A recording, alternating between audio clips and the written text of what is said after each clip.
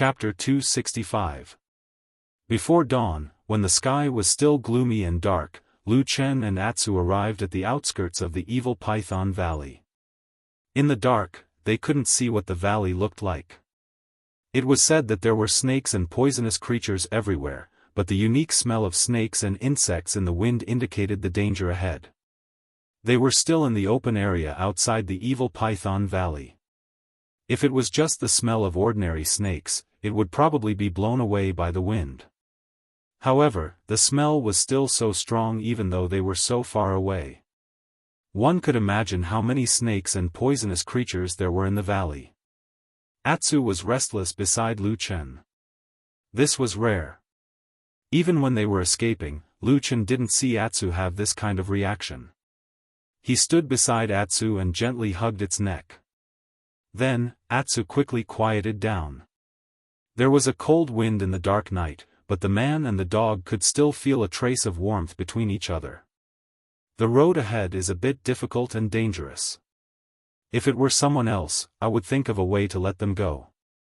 Lu Chen said with a sigh, but you are so stupid and so gullible. I really don't want to let you go. Atsu turned his head and glanced at him, his two eyes glowing with green light. Lu Chen laughed and waved his hand. Let's go, goo, goo, goo. Before he finished speaking, he heard a strange sound beside him. It was Atsu's stomach growling. Lu Chen froze for a moment, then realized what was going on. After a day and a night of running for their lives, Atsu wasn't a human cultivator. As a monster beast, and one that had just evolved, it was only natural that it would be hungry. For a moment, Lu Chen suddenly felt a little warm on his cheeks and eyes at the same time. Because he had been too nervous for this day and night, or perhaps because he had long been used to letting Atsu find food for himself when he was on Mount Kunlun, he had actually forgotten about this matter. And Atsu, who was supposed to be a mischievous fellow, actually followed him all the way to escape with all his might, never abandoning him, never complaining or regretting, not even a single word of complaint. Lu Chen took a deep breath in the dark and smiled. He patted Atsu's head and said softly, "Let's go find something to eat." It was not an easy task to look for food before the sun rose, especially considering that Atsu was no longer the same as before. Normal meat was no longer attractive to him. At least when Lu Chen offered him some dry rations, Atsu looked at it with disdain and almost snorted in disdain. Well, a holy beast that had evolved naturally needed to eat higher quality food. Ordinary meat was not enough, so they could only look for monsters. The most obvious place to look for monsters was the evil Python Valley. However, entering a valley full of poisonous creatures in the middle of the night was no different from seeking death. Lu Chen didn't want to go, and the half-starved Atsu didn't want to go either. It looked like it was disgusted by the fishy smell. Therefore, Lu Chen could only bring Atsu to the mountain ridge next to the evil Python Valley. He wanted to see if he could catch a few unlucky demonic beasts and feed them to this saint beast who was good at escaping. Then, when the sun rose, he would think of a way to pass through the evil Python Valley and go straight to the Dragon River. The evil Python Valley was, in fact, a valley that had suddenly sunk in the middle of a majestic mountain range that stretched for tens of thousands of miles.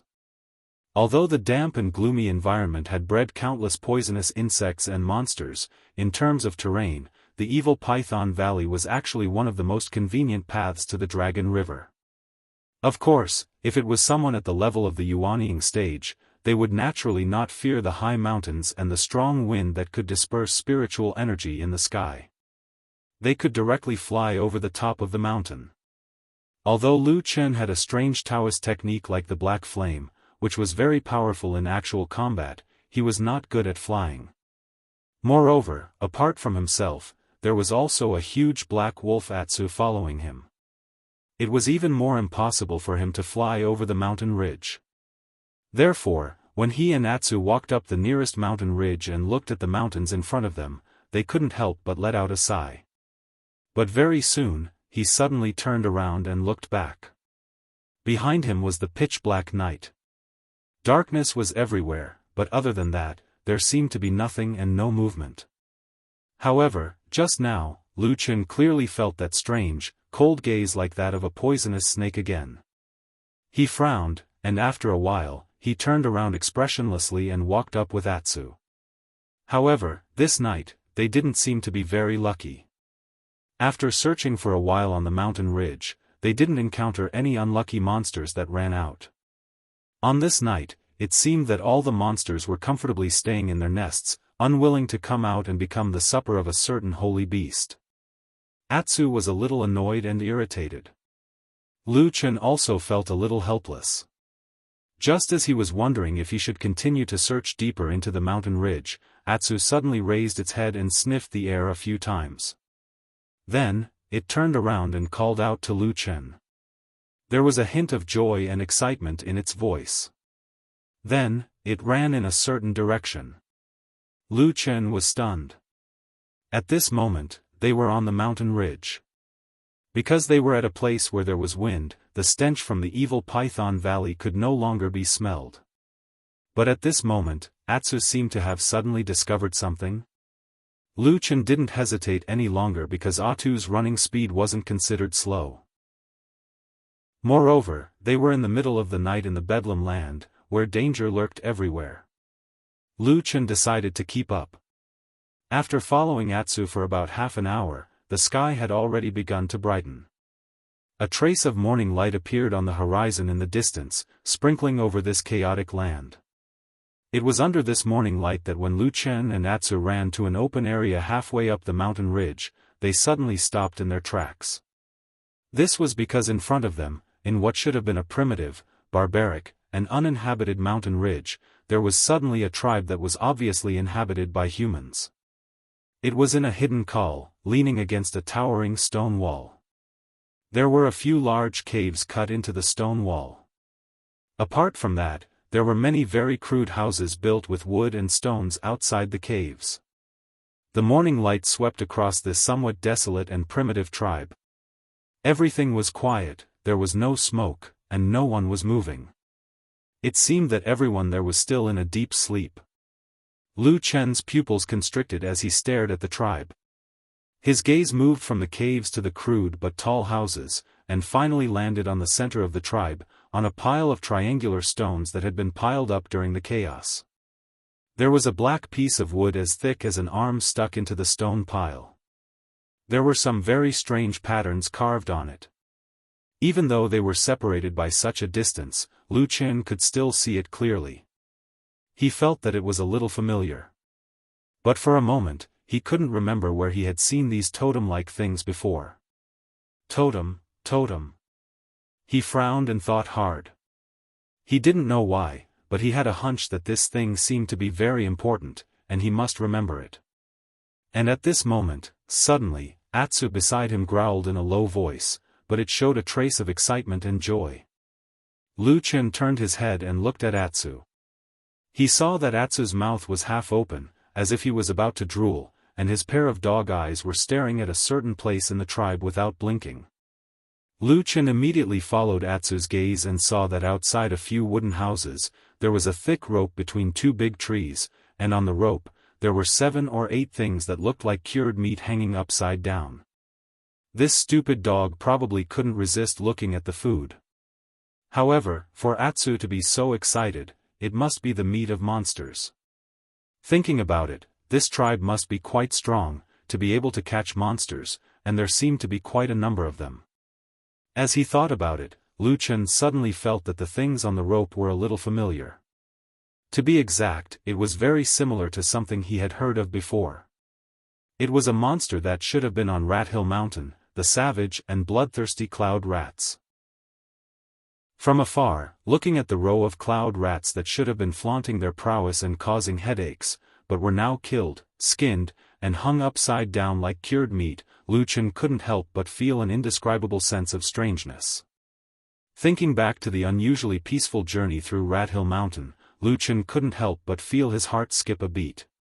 Could it be that this tribe hunted rats for a living, and managed to catch almost all of the cloud rats on Rat Hill Mountain?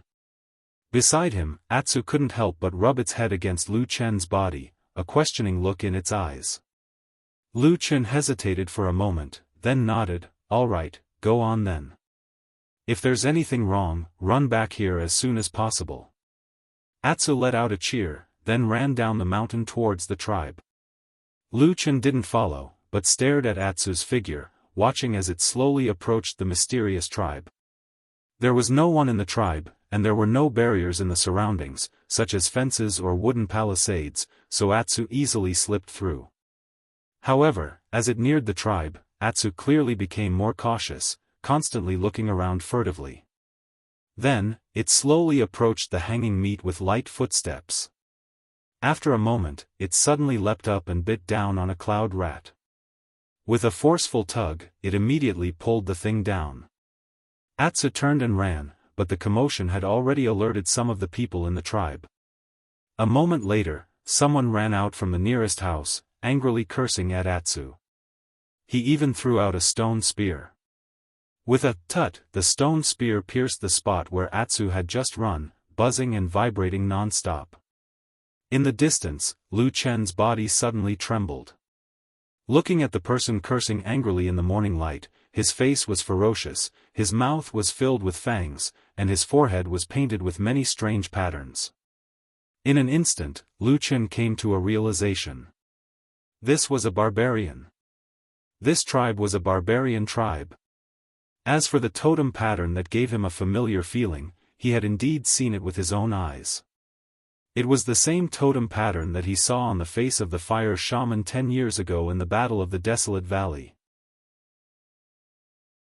Chapter 266. The scene from 10 years ago seemed to resurface in his mind in the blink of an eye. It was so clear that it seemed like it had happened just yesterday. Every single person's appearance, movement, and expression had been frequently recalled by Lu Chen over the past few years. It was as if they had been carved into the depths of his bones and could not be forgotten. The fire shaman was an exceptionally powerful barbarian. Even in front of the 3 highly respected elders of the demon cult of the 3 realms, he did not seem to be at a disadvantage. In fact, his aura was even stronger than theirs. The source of Lu Chen's pain for the past 10 years was the fire shaman. Ever since that day, the mysterious, strange, and incomparably powerful black flame curse had entangled him unwaveringly. He could not escape it even if he died. Sometimes, during the most painful moment when the black flame burned his body, Lu Chen would vaguely see an illusion of the fire shaman's old and ferocious face. The burning flames were like the old man's terrible curse, taking revenge for the sins he had committed. Lu Chen closed his eyes and took a deep breath. When he opened his eyes again after a while, his expression had completely calmed down. He looked at the tribe of barbarians that had suddenly appeared in front of him. His eyes were completely indifferent. It had been more than 10 years since that incident. It was a long and painful period of time, but he had never regretted it. There were barbarians in the disorienting lands. As for their origin, it was because of the earth-shattering war between the human race and the barbarians thousands of years ago. The barbarians suffered a crushing defeat and retreated to the southern wasteland. However, because of the overwhelming strength of both sides, the weather changed, the mountains collapsed, and the earth cracked. Even the topography of the disorienting lands had changed. After the shocking and bloody battle, most of the barbarians retreated. However, there was still a portion of barbarians that had been cut off from the disorienting lands forever, never to return to the southern wasteland. As the victors, the human race did not show any mercy to these barbarians. Once the barbarians were discovered, they would be killed. Hence, in the end, this group of barbarians were forced to escape into the depths of the land of chaos. To be more precise, they hid in the treacherous central region of the land of chaos. Only then did they barely manage to escape the pursuit of the human race. For many years, the barbarians could hardly be seen in the outskirts of the disordered lands. Only some old barbarians who had been cruelly exiled due to their old age could be seen occasionally. For example, the barbarian that Lu Chen and Xin saw was one such barbarian. Apart from that, the fact that the barbarian tribes could only barely survive in the central region of the chaotic lands was a well-known fact that was deeply ingrained in everyone's hearts. However, the scene before him clearly told Lu Chen that things seemed to have changed. Looking at the caves on the mountain walls and the many houses made of wood and stone, it was obvious that the size of this tribe was not small. There were at least over 100 people. For such a large tribe to sneak into the outskirts of the disordered lands without anyone noticing was indeed a shocking matter. Furthermore, looking at the houses and caves of the tribe, it was obvious that this tribe had been here for a long time. Why did these barbarians suddenly head north? Even if they risked being discovered by the human race, they still chose to secretly settle down on the north bank of the Dragon River. Lu Chen did not know the reason behind this, but he guessed that the central region on the south bank of the Dragon River was too dangerous. Or perhaps this small tribe could no longer withstand the many dangers there, so they decided to take this risk. Needless to say, the tribe had chosen a very clever location. In front of them was the Rat Mound Mountain, and behind them was the Evil Python Valley.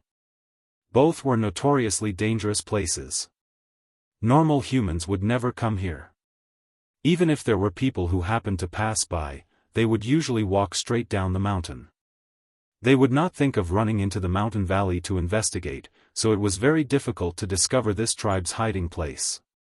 Unfortunately, Lu Chen and Atu discovered the location of this secret due to a stroke of luck on this day. Atu ran back with the cloud mouse in his mouth. He had long since shaken off the barbarians behind him. From afar, the barbarians could only curse a few times, then helplessly went to clean up the mess. Passing through the rocks and trees, Atsu ran back to Lu Chen's side and placed the dead cloud rat in front of Lu Chen. It even wagged its tail at Lu Chen, looking very pleased with itself. Lu Chen smiled and patted its head, saying, "You're amazing. Eat up." Atsu didn't stand on ceremony. It buried its head and began to chew away. The cloud rat was a type of demonic beast. The spiritual energy contained in its flesh was much stronger than that of ordinary wild beasts. It was just right for Atsu's current situation. It seemed to be eating with relish. As for Lu Chen, he naturally wouldn't fight with Atsu for food. He only looked at the tribe from afar, carefully observing it. As the morning sun shone down, the sky gradually brightened. More people in the tribe began to wake up. Lu Chen saw more barbarians, and he also saw that their faces were covered with strange tattoos. They looked very familiar. They seemed very similar to the tattoos on the face of the fire shaman 10 years ago. Lu Chen's face became more and more stern and cold. Atu happily finished his feast. Although the cloud mouse was much smaller than him, Atu seemed to be very satisfied with his meal. He even let out a loud burp as he walked up to Lu Chen.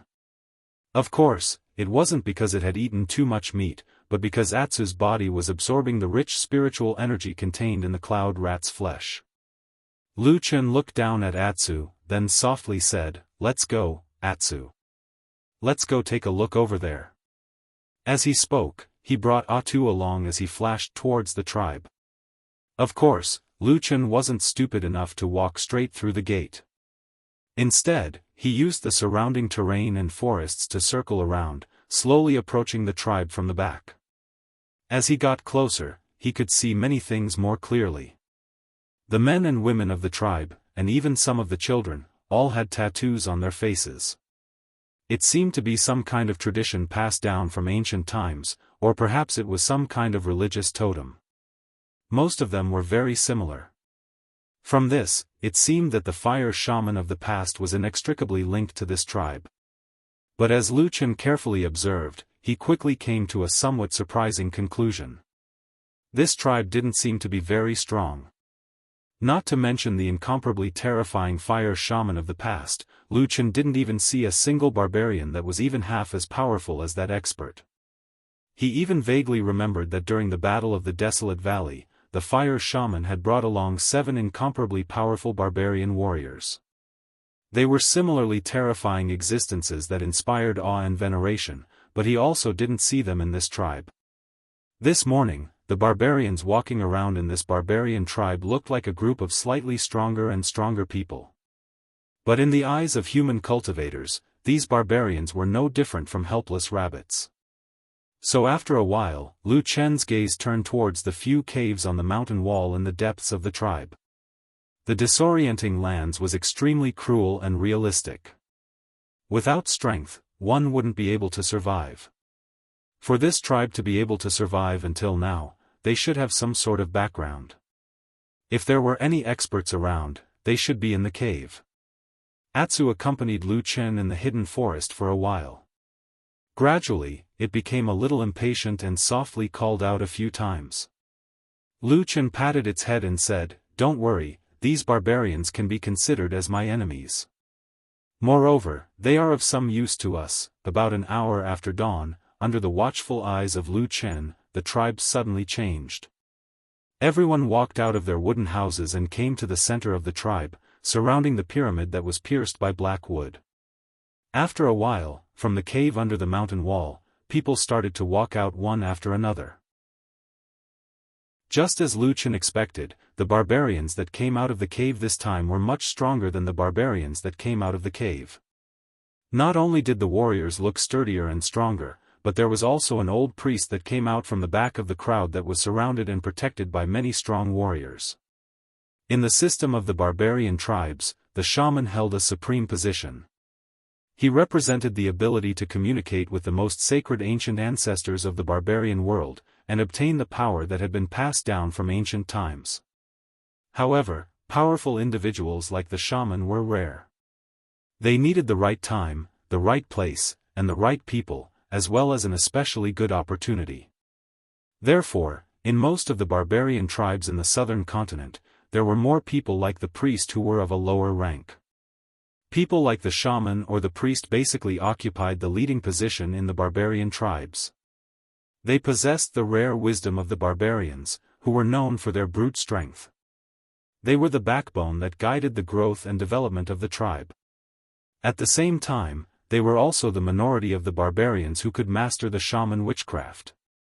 This kind of power, which was completely different from the cultivation world of the central continent, was extremely powerful. During the 1,000-Year War, countless people were plunged into misery and suffering. And now, Lu Chen's gaze was fixed on the old priest in the crowd. His eyes flickered. The old priest looked so old that even his fangs had fallen out.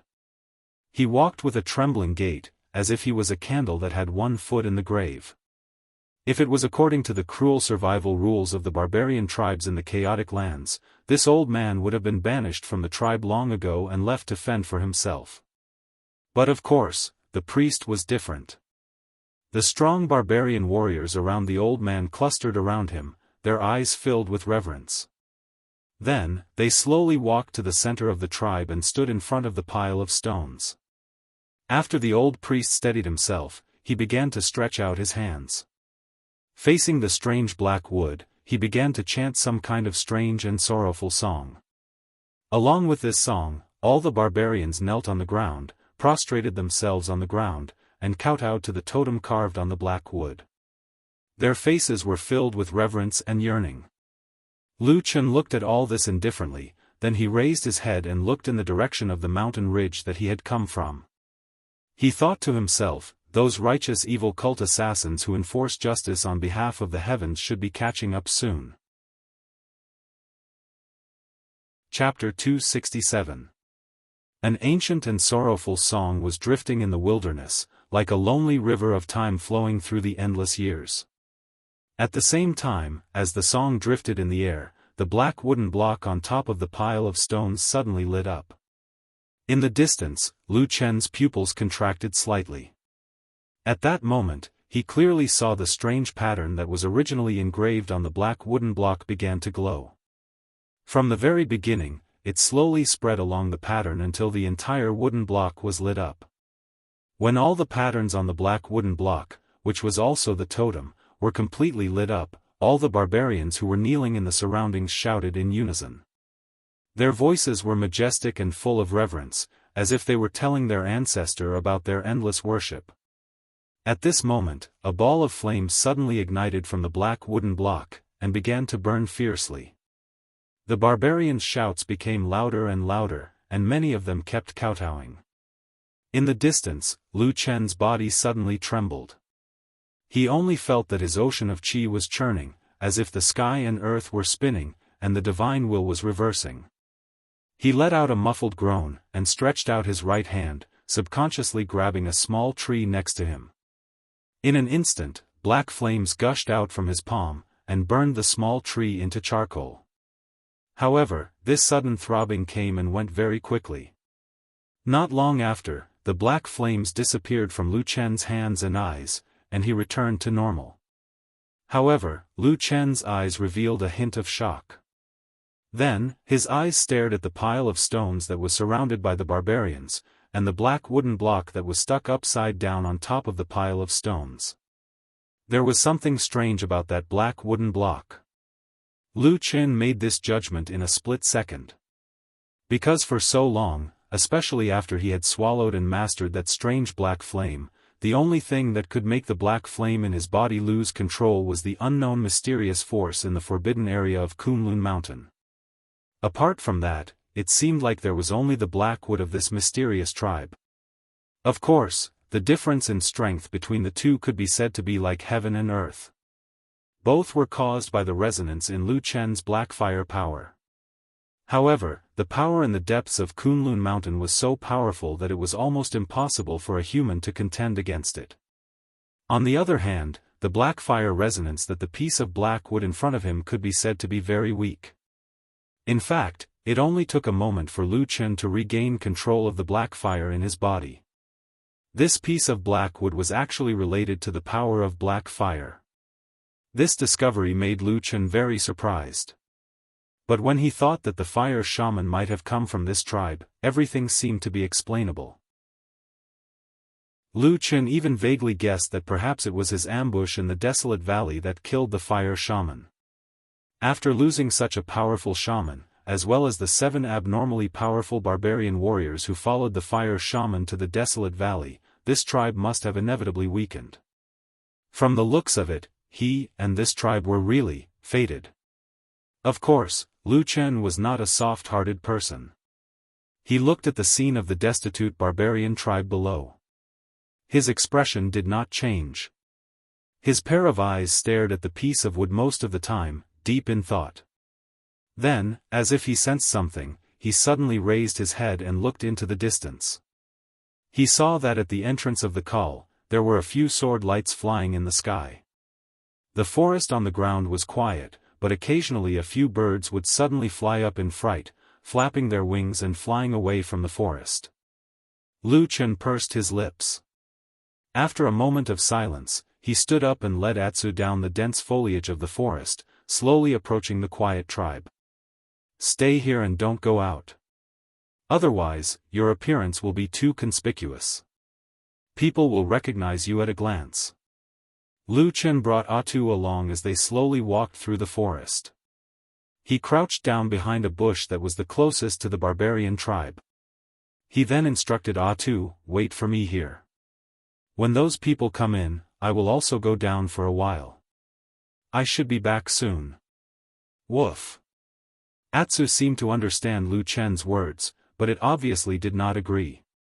After lowering its voice and growling, it opened its mouth and gently bit the leg of Lu Chen's pants. It looked like it did not want him to go down and die. "Don't worry," Lu Chen patted Atsu's head and said, "I'm not as stupid as you. How could anything happen to me?"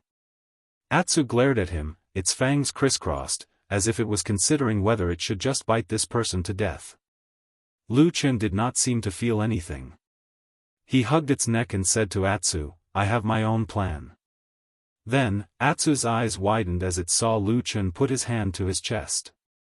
After a while, he suddenly took out a set of black clothes. Then, he slowly took off his outer clothes and put on a black outfit. At this moment, Lu Chen's appearance was almost similar to the man in black who chased after him a few days ago. When he took out a black cloth and covered his face, there was no trace of the original Lu Chen. He looked like a devil cult killer. Atsu's eyes were fixed on him.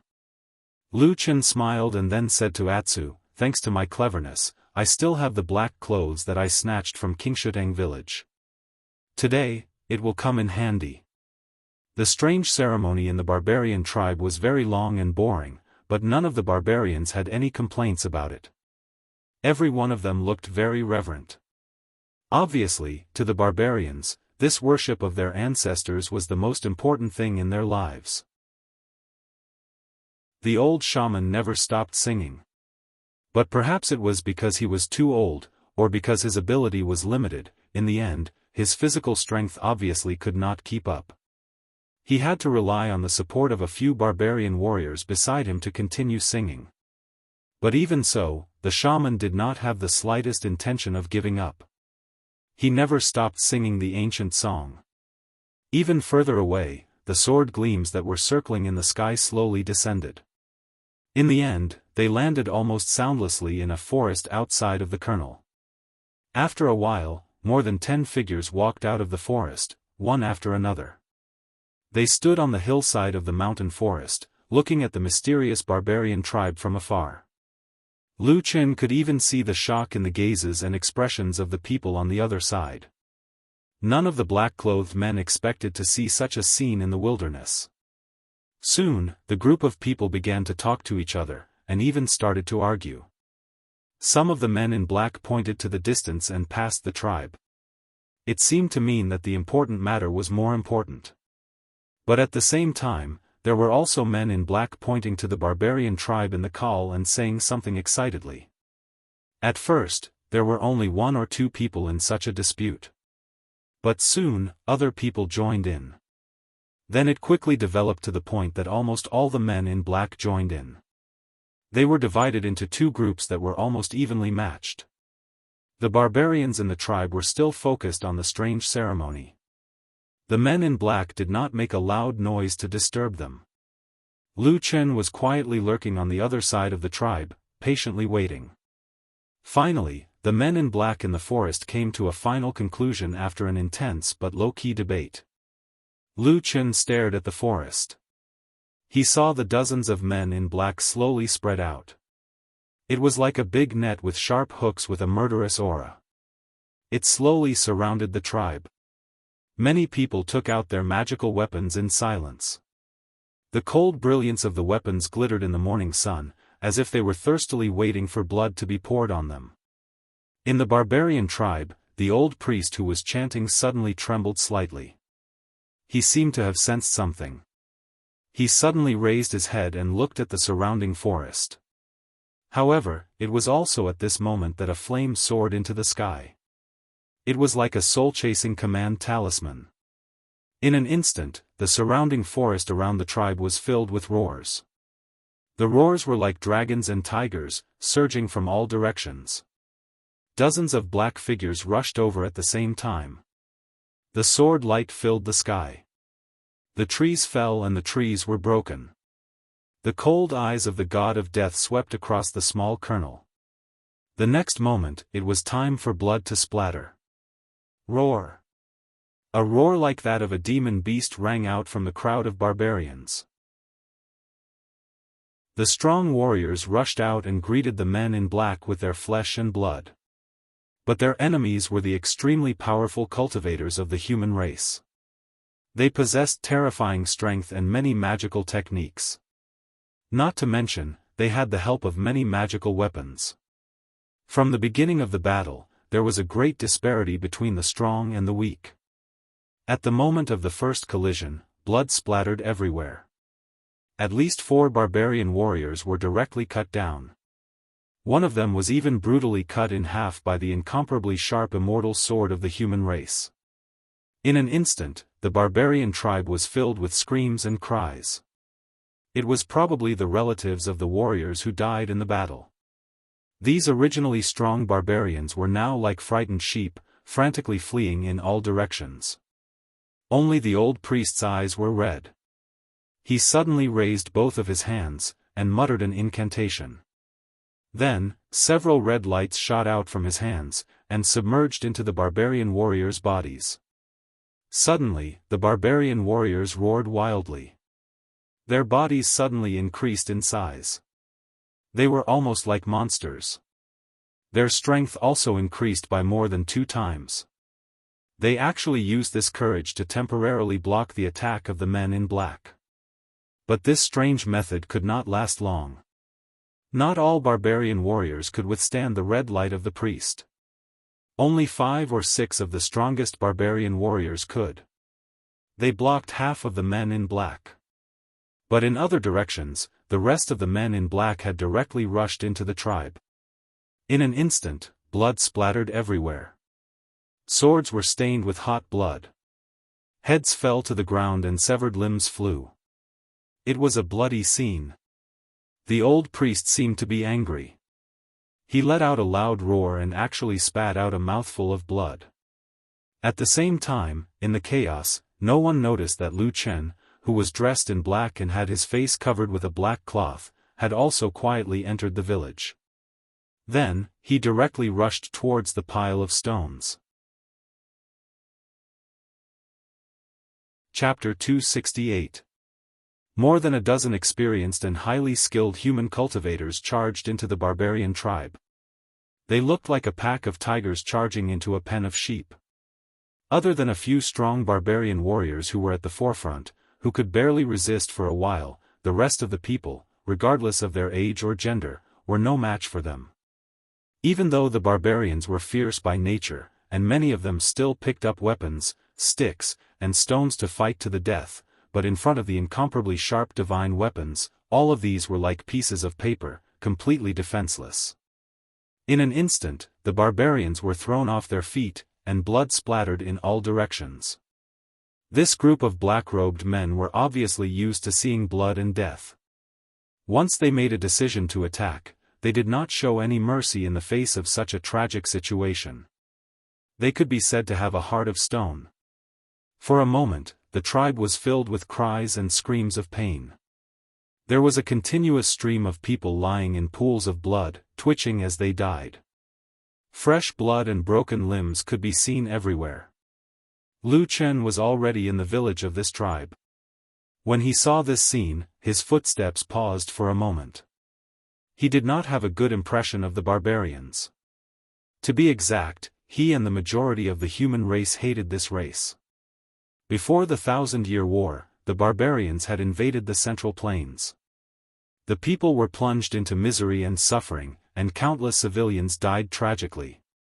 Moreover, the barbarians were savage by nature, and some tribes were so terrible that they even committed cannibalistic acts.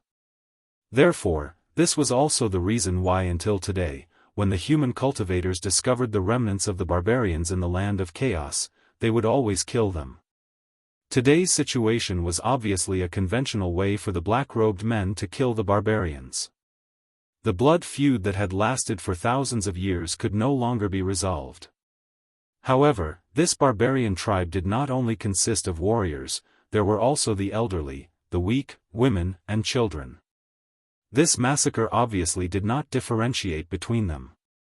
Looking at the scene of the barbarians falling one after another, Lu Chen suddenly felt a little uncomfortable in his heart. Was his heart softening? Lu Chen shook his head slightly to get rid of these messy thoughts. Just as he was about to continue moving forward, a small figure suddenly staggered from the side. It was a barbarian boy. Half of his face was stained with blood, but he didn't know if it was his own or someone else's blood that had splattered onto his face. Looking from the direction he was running from, there was a swift and fierce black-clothed man wielding a weapon as he slaughtered. The boy seemed to have suffered quite a bit of shock and was running crazily to the other side.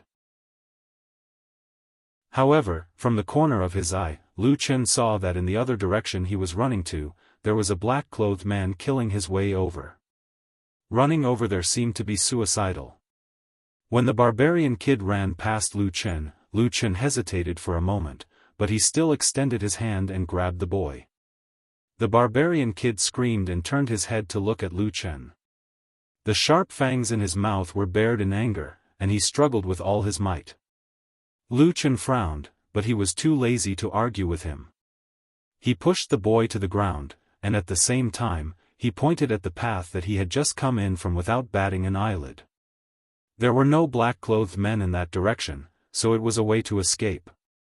Immediately after, Lu Chen continued to walk forward. After all, his goal was not to save people, but to take advantage of the chaos to steal the mysterious black piece of wood that could actually resonate with the black fire in his body. However, he had only walked a few steps when he suddenly heard a gust of wind behind him. Lu Chen frowned and turned around to look. He saw that the boy had a terrified expression on his face, and was running towards him. He suddenly jumped up and threw himself into Lu Chen's arms.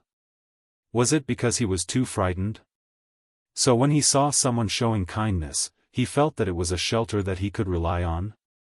Lu Chen looked at the boy and reached out to catch him. However, after a moment, his expression suddenly changed. His right hand suddenly reached down and grabbed the hand of the barbarian kid. The sharp edge of a small knife had already pierced through the clothes on his lower abdomen, and was just about to reach his skin. The barbarian kid screamed crazily, and desperately tried to stab the sharp knife into Lu Chen's stomach. However, Lu Chen's hand was like iron to him, and it did not move at all. Lu Chen grabbed the barbarian kid, and his eyes had already turned cold. After a moment, he suddenly said, "When others kill people and bleed, you are so scared that you don't dare to fight back and run around. I saw that you are pitiful, so I saved you and helped you, but you want to kill me? Ah!" The barbarian kid let out a beast-like roar. It was unknown whether he understood Lu Chen's words, but his face was full of viciousness. He gritted his teeth, and desperately tried to push the knife in his hand to stab Lu Chen to death. After trying for a while, but to no avail, he suddenly opened his mouth and bit down on Lu Chen's right wrist. At the same time, the strength in his hand increased greatly. It was obvious that he wanted to use this opportunity to get away from Lu Chen, and then stab into Lu Chen's lower abdomen. Lu Chen swung his hand, and the barbarian kid flew up involuntarily. Then, before he could recover, he felt that his neck had been grabbed by someone. At this time, the barbarian kid suddenly felt his vision darken. He saw that in addition to Lu Chen, there was also a black figure that suddenly appeared behind Lu Chen. It was another black-clothed man, and no one knew when he had stood behind Lu Chen. He glanced at the barbarian kid and said in a deep voice, "What's wrong?" Lu Chen's body stiffened. Just when he was about to move, the barbarian kid in front of him suddenly struggled. A trace of viciousness flashed in his eyes, and he pointed at the escape route that Lu Chen had pointed out to him. He opened his mouth and was about to speak loudly.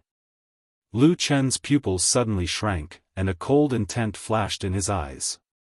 In that split second, he suddenly shook his hand. The barbarian kid's face suddenly stiffened, and all the words that he wanted to say were suddenly stuck in his throat, and he could no longer speak. A crisp sound of bones breaking rang out from his neck.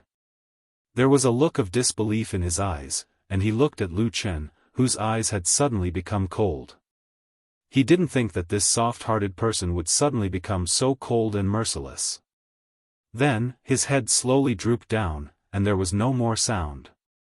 Lu Chen slowly stood up, and turned around to look at the black-clothed man behind him. The black-clothed man nodded and said, "Well done." After that, he left the place and flew into the distance. Lu Chen looked at the black-clothed man as he left, and then looked at the barbarian kid who had already fallen on the ground. His eyes were indifferent. After a while, he turned around and also left the place. The battle in the barbarian village was getting more and more intense, but in reality, they weren't evenly matched. To be exact, from the beginning, the barbarian tribe had basically fallen into a terrible situation. The strength of the black-clothed men who had suddenly appeared was too strong, and their methods were too cruel. They didn't give the barbarian tribe any chance. The situation in the village was tragic and bloody. Not long after, dozens of barbarians had already fallen, and the black-clothed men who had invaded were not even injured, let alone dead. The difference in strength between the two sides was too big, and the scene was chaotic. Under the cover of this chaos, Lu Chen approached the pile of stones without anyone noticing. The strange black piece of wood was inserted on top of the pile of stones, and it was about 5 or 6 feet high. Lu Chen's eyes swept over it, and suddenly froze. He stopped at a certain place below the pile of stones for a moment. Somewhere in the pile of stones, there were a few white things. Lu Chen's eyes instantly became cold, and his eyes were full of killing intent. The white things were the color of bones, and there were a few round things in the pile of stones. They looked like human skulls, and the black holes of the skulls looked gloomy and terrifying. But what was more frightening was that Lu Chen could clearly see some broken bite marks on one or two of the bones, as if they had been gnawed on by wild beasts. His body suddenly trembled, and even his breathing became hurried. After a while, he forced himself to look away, and clenched his teeth.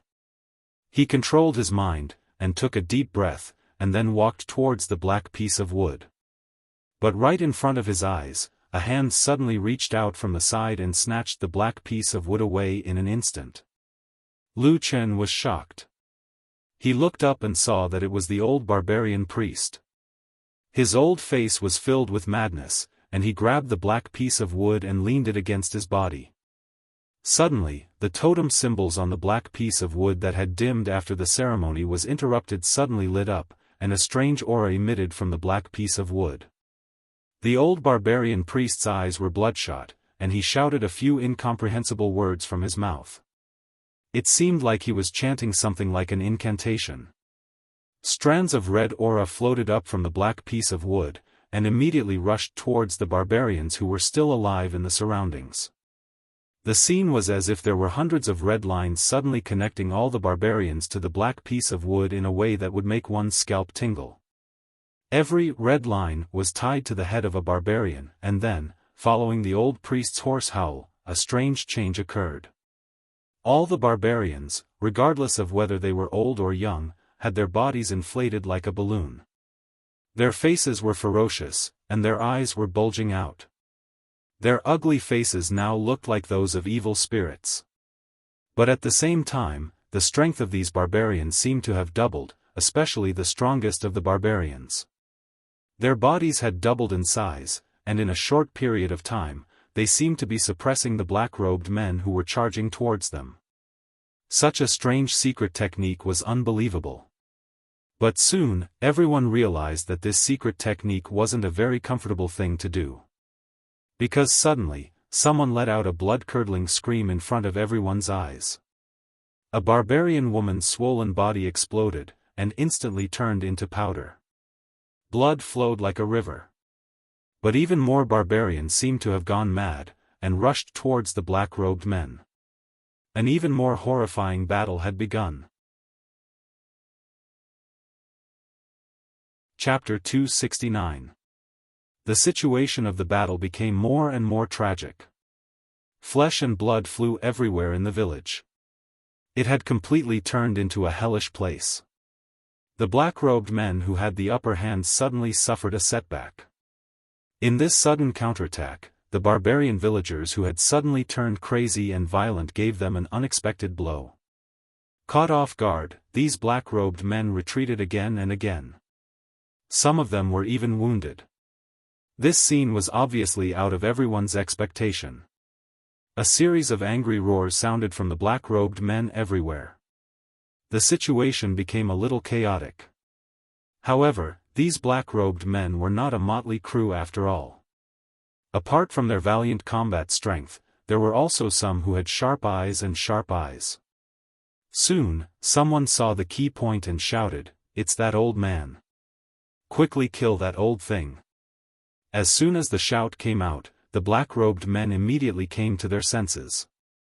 For a moment, their swords shone brightly, and sharp whistling sounds were heard. They all wanted to kill the old priest. At this moment, the old priest was still standing beside the pile of rocks.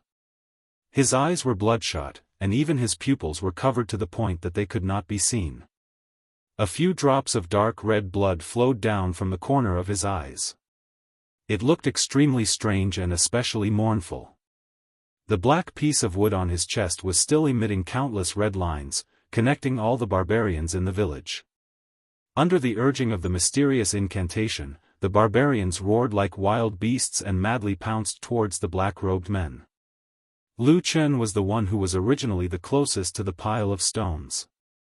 When he saw that the strange black piece of wood was within his reach, it was suddenly snatched away by the old priest. Then, this horrifying scene happened.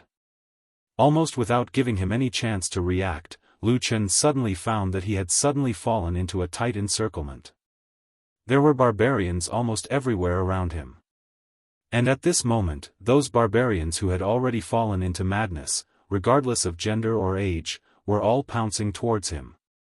Lu Chen felt a pressure as heavy as a mountain.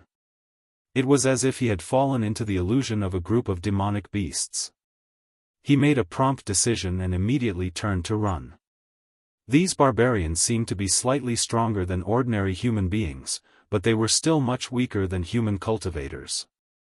However, it was unknown what strange technique the old shaman had used through the black totem. In just a split second, the red thread had caused the bodies of these barbarians to explode. They had become so powerful that they could fight against the cultivators. Fortunately, Lu Chen was agile, and these barbarians hadn't completely adapted to the sudden increase in strength. Although they were fierce and unafraid of death, they weren't very agile when it came to advancing and retreating. Therefore, after a while, Lu Chen was really lucky enough to escape from the barbarians. After running back to the forest, Lu Chen looked back and saw that the barbarians did not chase after him. At most, they chased him to the edge of the village, and then they turned back and rushed towards the remaining black-robed men. Lu Chen panted for a while. Suddenly, there was a rustling sound in the forest next to him. He was shocked and took a step back. After a while, the leaves of the forest were pushed aside, and it was Atsu who jumped out. Lu Chen breathed a sigh of relief and nodded to Atsu. Atsu looked at him with some worry in his eyes. He looked at Lu Chen, then looked at the chaotic and bloody village at the foot of the mountain, and let out a low roar. Lu Chen also frowned. He stood next to Atsu and looked down. Then, he said softly, "The situation doesn't seem right, it's too strange."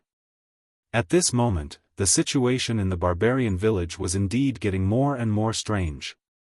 The barbarians seemed to have gone completely crazy. They rushed forward and fought with the black-robed men. They bit, kicked, and smashed them. They did everything they could. Even if they were injured by the black-robed men's weapons, or had their fingers or arms chopped off, these barbarians did not seem to feel any pain. They still roared and rushed towards their enemies. The black-robed men who wanted to rush and kill the old priest found that they were not only blocked by these crazy barbarians, but were also gradually forced to retreat. They were getting further and further away from the old priest.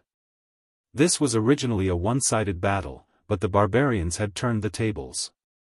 The scales of victory and defeat were about to be reversed. But right at this moment, someone suddenly sneered from within the crowd, and then someone suddenly flew up and flashed into midair.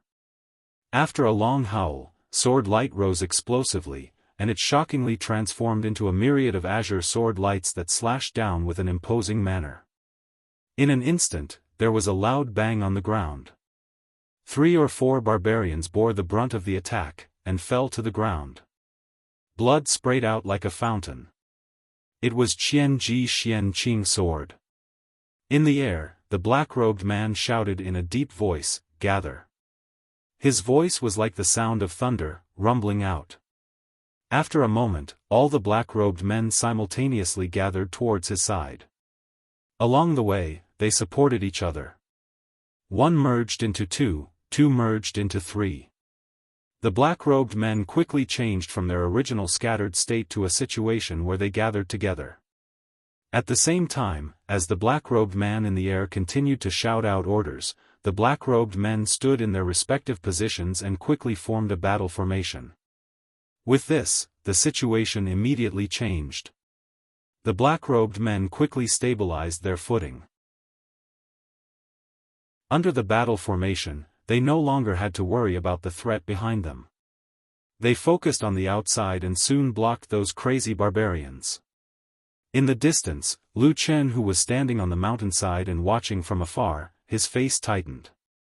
His eyes revealed a somewhat dignified look. He said in a low voice, "Powerful." Atsu raised his head and looked at him. He seemed to be somewhat puzzled. In this battle of life and death, the black-robed assassins of the human race were originally the party with the highest cultivation. They had an overwhelming advantage over the barbarians. Although no one knew what kind of strange magic the old shaman had used during this period of time and caused the battle to reverse, but after the black-robed men formed their formation, once they stabilized their footing, the situation immediately became clear. No matter how ferocious and crazy the barbarians were, and how fearless they could not force the black-robed men to take a step back. Instead, under the various kinds of sharp sword lights, blood flowed like a tide. One by one, the barbarians began to fall to the ground and die. The situation, in the end, did not deviate from the normal range. The strange magic of these barbarians, in the end, did not go against the natural order. The old shaman held the black wooden block in his arms. His face was ferocious, and his eyes were bleeding. But a trace of despair and sorrow finally appeared on his face. He suddenly let out a desolate roar, as if with the last of his life force, a mouthful of blood sprayed from his mouth, and directly onto the black wooden block. The dark totem suddenly shone brightly, and a strong and strange force descended from the sky, crashing down and shrouding the village. On the mountainside, Lu Chen's body suddenly shook. He staggered and fell to the ground. From his body, at this moment, black flames suddenly burst out, and directly turned him into a flaming man. Chapter 270. No one knew where that powerful, ruthless, and boundless dark power came from. It was as if it had suddenly broken through space and crossed the long river of time. The originally bright sky suddenly darkened. Darkness swept across the sky and shrouded the tiny village. A wisp of flame appeared on the black piece of wood. A low sound was heard. It was the sound of the black wood cracking. The old barbarian priest's body was trembling. It was as if he had fallen into hell and was suffering endless pain. At the same time, on the hillside outside the village, Lu Chen slowly climbed up from the ground. The black fire was shrinking back from his flesh and skin. He had lost control for a moment, but he quickly regained control of the black fire in his body. However, his eyes were looking at the village from afar. He was staring at the old priest. The corner of his eyes twitched. At that moment, perhaps no one in the world could feel the pain more than him. It was the ultimate pain of the black fire burning one's body and soul. It was almost beyond the limit of what a human could endure. He had been trapped in it for 10 years. Under the illumination of the black fire, the terrifying and strange force entered the old priest's body through the black wood totem. His old body slowly swelled up like an inflated balloon. The countless red lines that spread from the black wooden block in the air also slowly turned black. The barbarians who were fighting fearlessly suddenly stopped. When the black-clothed men saw this extremely creepy scene, they couldn't help but stop and look at each other. Many of them even had the intention to retreat in their eyes. Who would have thought that this small barbarian tribe would have so many tricks up their sleeves? They thought that it would be a piece of cake. A hoarse shout came from the old priest's mouth. This shout was like an order. All the barbarians who were in a daze suddenly moved. But this time, they did not fight. They did not bite or bite.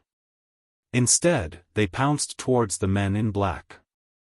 The sharp light of the sword flew up and slashed fiercely. For a moment, blood splattered everywhere. But the barbarians did not care. They did not care about life and death. Even if their limbs were broken, they still charged forward bravely until they reached the men in black. Pow! A soft sound rang out from the old shaman's bulging body. A bloody hole suddenly burst open on his back.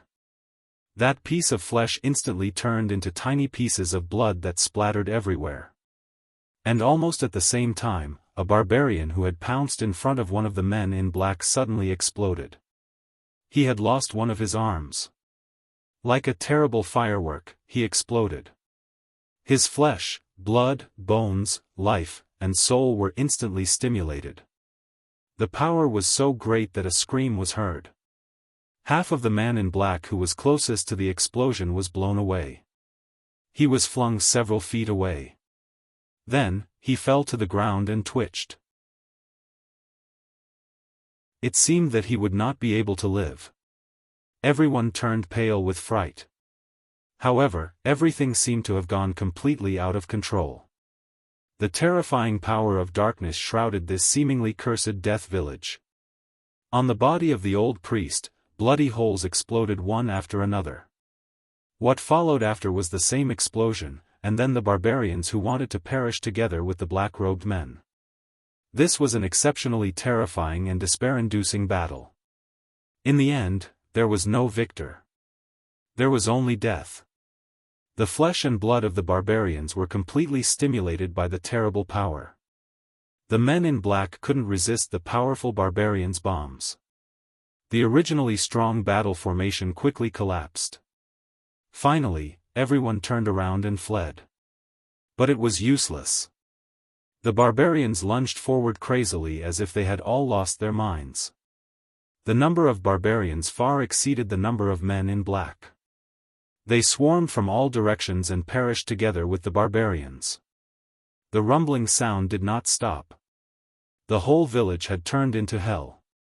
All lives were turned into nothingness in the terrible black flame. Pieces of flesh and blood fell to the ground. In front of such a terrible witchcraft, any magic, divine power, immortal sword, or magic weapon seemed to be overshadowed.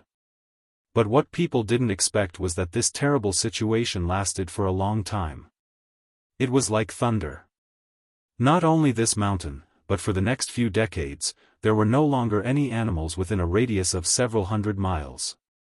All the living creatures, including the demonic beasts and poisonous creatures, and even the poisonous insects in the evil Python Valley, had all fled.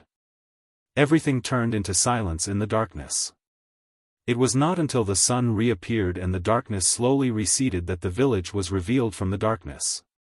There was a suffocating smell of blood in the air.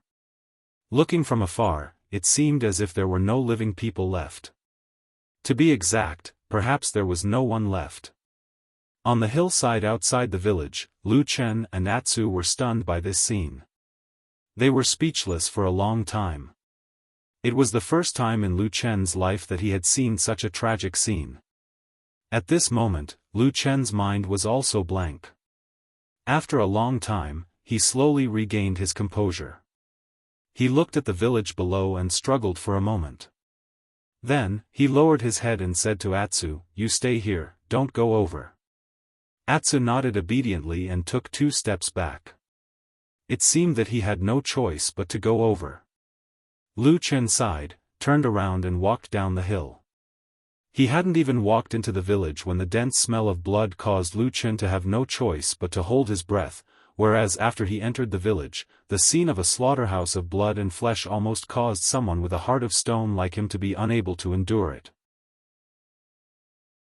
As far as the eye could see, there were almost no complete bodies left. Even those who died the earliest had their corpses destroyed by the aftermath of the tragic self-destruction. Lu Chen's face was a little pale, but his rationality was still strong. After pausing for a moment, he found his target and walked over. At the center of the village, the old shaman was lying on the ground next to the pile of stones that had been dyed red with blood. The old barbarian's body had almost been completely blown up. Now, there was only a remnant of his body. The black wood was still in front of his chest. At this moment, it had also been broken into pieces and was beyond recognition. Lu Chen looked at the black wood in shock. He thought to himself, could it be that this thing was destroyed? He squatted down and was about to pick it up to take a closer look. Suddenly, the old shaman opened his eyes. Lu Chen was taken aback. But then, he realized that the eyes of the barbarian priest had returned to normal. They were no longer blood-red in color.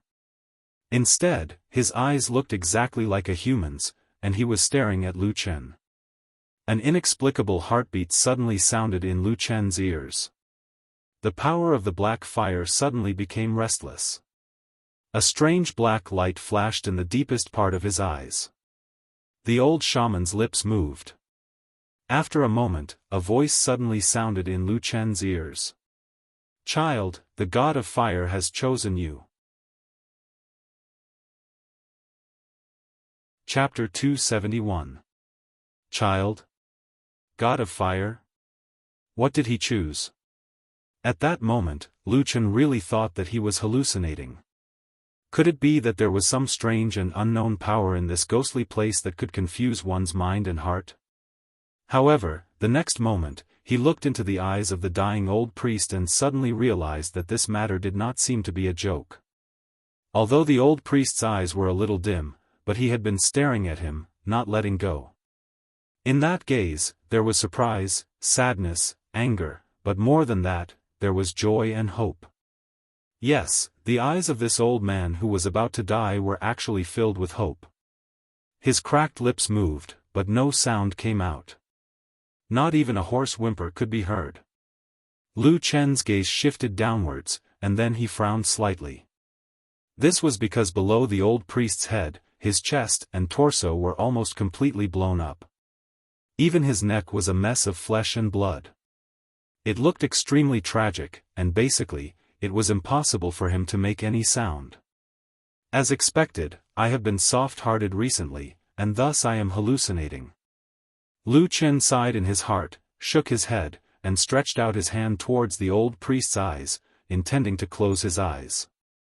However, at this moment, suddenly, another voice called out in his ear, "Child." Lu Chen's hand instantly stiffened, and then he slowly stepped back, once again avoiding the old priest's gaze. The old priest was now staring at Lu Chen. Lu Chen had encountered many strange things in his life, but at this moment, he still felt a chill in his heart. He stared at the old shaman's eyes that seemed to be on the verge of death but refused to die. He asked in a low voice, "You called me?" The old priest's eyes slowly closed, and then opened again. Lu Chen's pupils abruptly shrank, his eyes flashed and suddenly looked down, sweeping across the remains of the old priest. After a moment, he suddenly stretched out his hand and with a crashing sound, the piece of black wood that was originally on the old priest's chest but had already broken into pieces, suddenly turned into a dozen pieces of wood and fell down, at the same time revealing another half of an old wooden staff that was originally hidden in the black wood. It looked like a very ancient wooden staff. For some reason, one end was broken, and the remaining half was covered in cracks. The wood was like ancient bronze, as if it had experienced millions of years of erosion. The only arm of the old priest that was still in good condition was tightly gripping the wooden staff. A faintly discernible and extremely weak spiritual power seemed to be emanating from the wooden staff. Lu Chen fell silent. After a while, he shifted his gaze away from the ancient wooden staff and looked at the old priest again. The old priest was also looking at him. His gaze was still complicated, but it was clearly filled with hope. Lu Chen suddenly shook his head and said, "Are you confused?"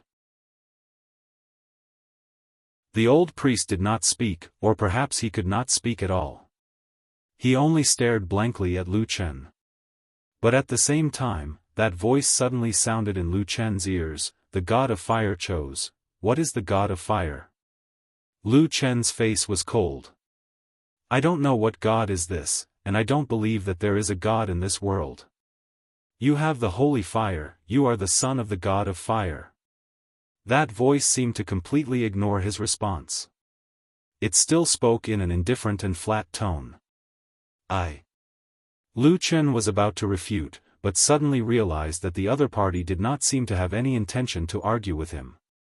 He was still talking to himself and said, "Take this fire staff, send it back to the southern wasteland holy altar, combine it with the other half of the staff, return to the god of fire." When it came to the last few words, there was an obvious tremor in the voice for the first time. It seemed that he was excited at this time. And at the same time, Lu Chen looked at the old priest's expression. His face was like a lamp that had run out of oil. Suddenly, his muscles twitched. Lu Chen took a deep breath and shook his head. But suddenly, he smiled. It was a bloody scene around him. At first glance, it seemed that he was the only one who was still in good condition. It was as if he was standing on top of a sea of blood. His eyes were filled with ridicule and self-mockery. Your god of fire really knows how to find people. Lu Chen said, first, he did not choose you barbarians.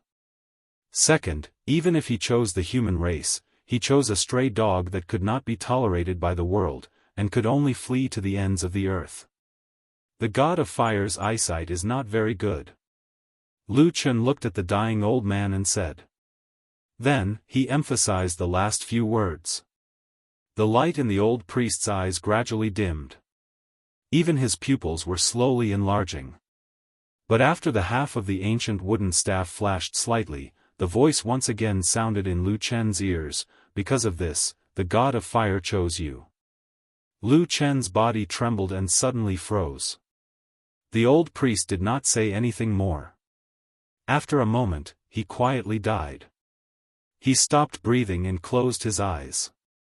Before he died, there was even a trace of a strange smile at the corner of his mouth. Lu Chen stared at the dead old barbarian. His eyes were a bit unkind. He always felt that there was a deep malice hidden in this old man's face, but the hope that was revealed before his death was particularly real. But what did the barbarian's hope and the old priest's expectations and dreams have to do with him? Lu Chen expressionlessly stood up. Just as he was about to leave, he immediately thought of something and his eyes once again fell on the old priest's corpse. The half of the ancient wooden staff was still tightly grasped in his hand. Lu Chen stared at the wooden staff for a while, but he still reached out to pick it up. Although the old priest was dead, his hand was still very firm on the wooden staff. Lu Chen also used a bit of strength to take the wooden staff out of his hand. But after holding it in his hand, or more accurately, after leaving the old priest's hand, the last bit of spirit force in the ancient wooden staff also disappeared. Without all of its spirit force, the wooden staff looked like an old, damaged, and mottled piece of wood. It was lifeless, withered, and cracked. Even if it was thrown on the side of the road, no one would take a second look. Lu Chen hesitated for a moment. He tried to input spirit force into the wooden staff, but the wooden staff did not respond. Lu Chen pondered for a moment and tried to use the black fire again, but he still did not see the scene he wanted. The ancient wooden staff also did not respond to the black fire. The reason why Lu Chen wanted this item was because he found that this wooden staff could actually resonate with the black fire in his body. Now that he had it in his hand, it suddenly became a waste. This made him feel a bit depressed. But at this time, he could not casually throw it away. In any case, from the old priest's words, this thing seemed to have a great origin.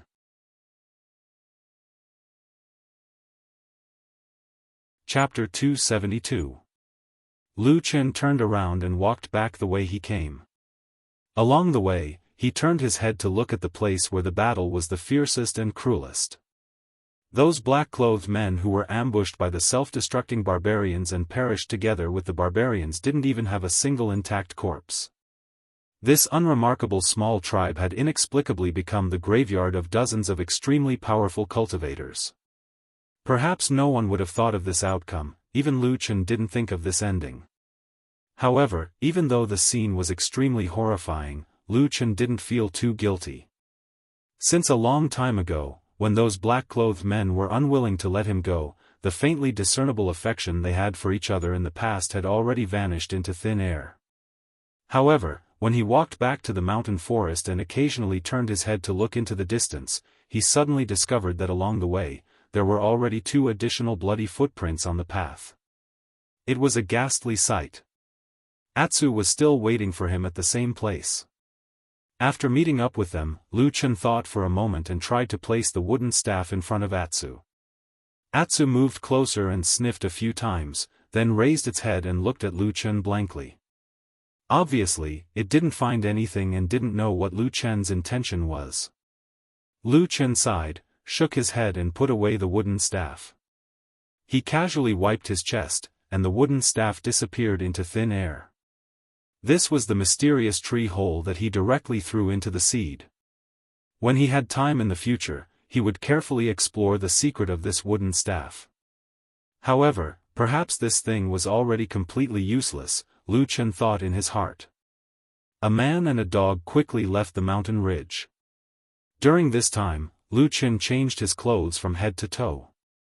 Because there were no longer these killers chasing after him, it was obvious that Lu Chen felt a lot more relaxed. This also made his mood a lot better. However, although those black-clothed men were almost all killed because of the accident, the uncomfortable feeling was still there. It was just that it wasn't as serious as before. After leaving the mountain ridge, Lu Chen hesitated, but in the end, he still decided not to turn back. He still continued to flee south according to the route he had originally thought of. In this world, outside of the devil cult, there was almost no one who understood the madness of the devil cult better than him.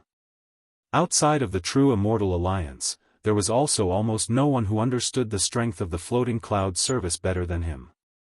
Although those black-clothed men were powerful, even if they all died, it would not be a serious blow to the Floating Clouds Office, a shadowy organization that perfected Lord Tianlan had single-handedly created. If they didn't have this kind of foundation, the Fuyun division wouldn't have been able to occupy the main hall of such a huge organization like the True Immortal Union for so many years, and also fight to the death with the Three Realms devil cult which had thousands of years of inheritance in the shadows. Lu Chen didn't want to fight against the terrifying power hidden in the shadows of Fuyunji. He also didn't have any thoughts of dying rather than surrendering.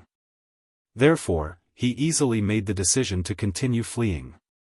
After making the decision, the next step was much easier. After all, it was only the word escape. The closest route was to pass through the evil Python Valley at the foot of the mountain. If he continued heading south, he would almost reach the Longchuan River. After passing through the Longchuan, he would probably be able to truly escape from the damned and terrifying devil cult and Fuyunji's double pursuit. Lu Chen brought Atsu all the way down the mountain ridge. He didn't stop for long and walked towards the evil Python Valley. From afar, a pungent stench wafted through the air. Atsu let out a low growl as the hair on his neck stood up. He looked extremely vigilant. Lu Chen also frowned. However, he still brought Atsu and stepped into the evil Python Valley, which was filled with danger at every corner. The evil Python Valley was actually a long and narrow valley sandwiched between several tall and majestic mountain ranges. Because of the tall mountains, this valley never saw the sun all year round. In addition, there was a lot of rain. So after a long time, this valley became extremely gloomy and humid. Under the thick green and moist leaves everywhere, countless snakes and poisonous creatures were bred. Among them, there were all kinds of poisonous snakes. After Lu Chen and Atsu walked into this valley, although it was daytime, the valley was still a little dim. They always felt that from the surrounding dense grass and trees, including the wet stone walls on both sides that were covered with moss and all kinds of strange plants, there would suddenly be some poisonous snakes and insects that would suddenly come out and bite them. Atsu looked very nervous, constantly looking left and right. Lu Chen also looked vigilant, looking to both sides from time to time.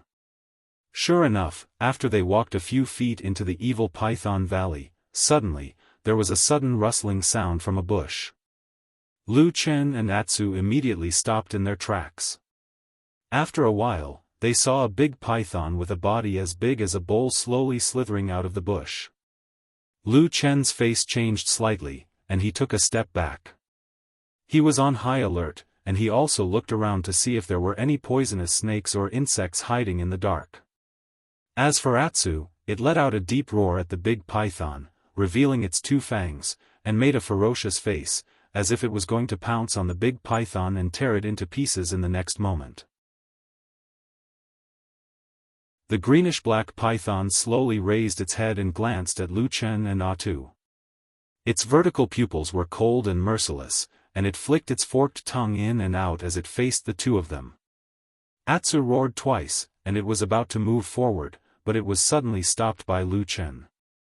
Lu Chen looked at the big python with rapt attention, and he said in a low voice, "Wait a minute." This big python seemed to have half of its body hidden in the bush, but just its upper body that was exposed was already big enough, and it was obviously an adult python.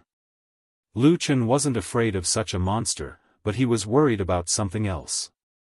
After all, this was the evil Python Valley, and it was unknown how many snakes and insects lived here.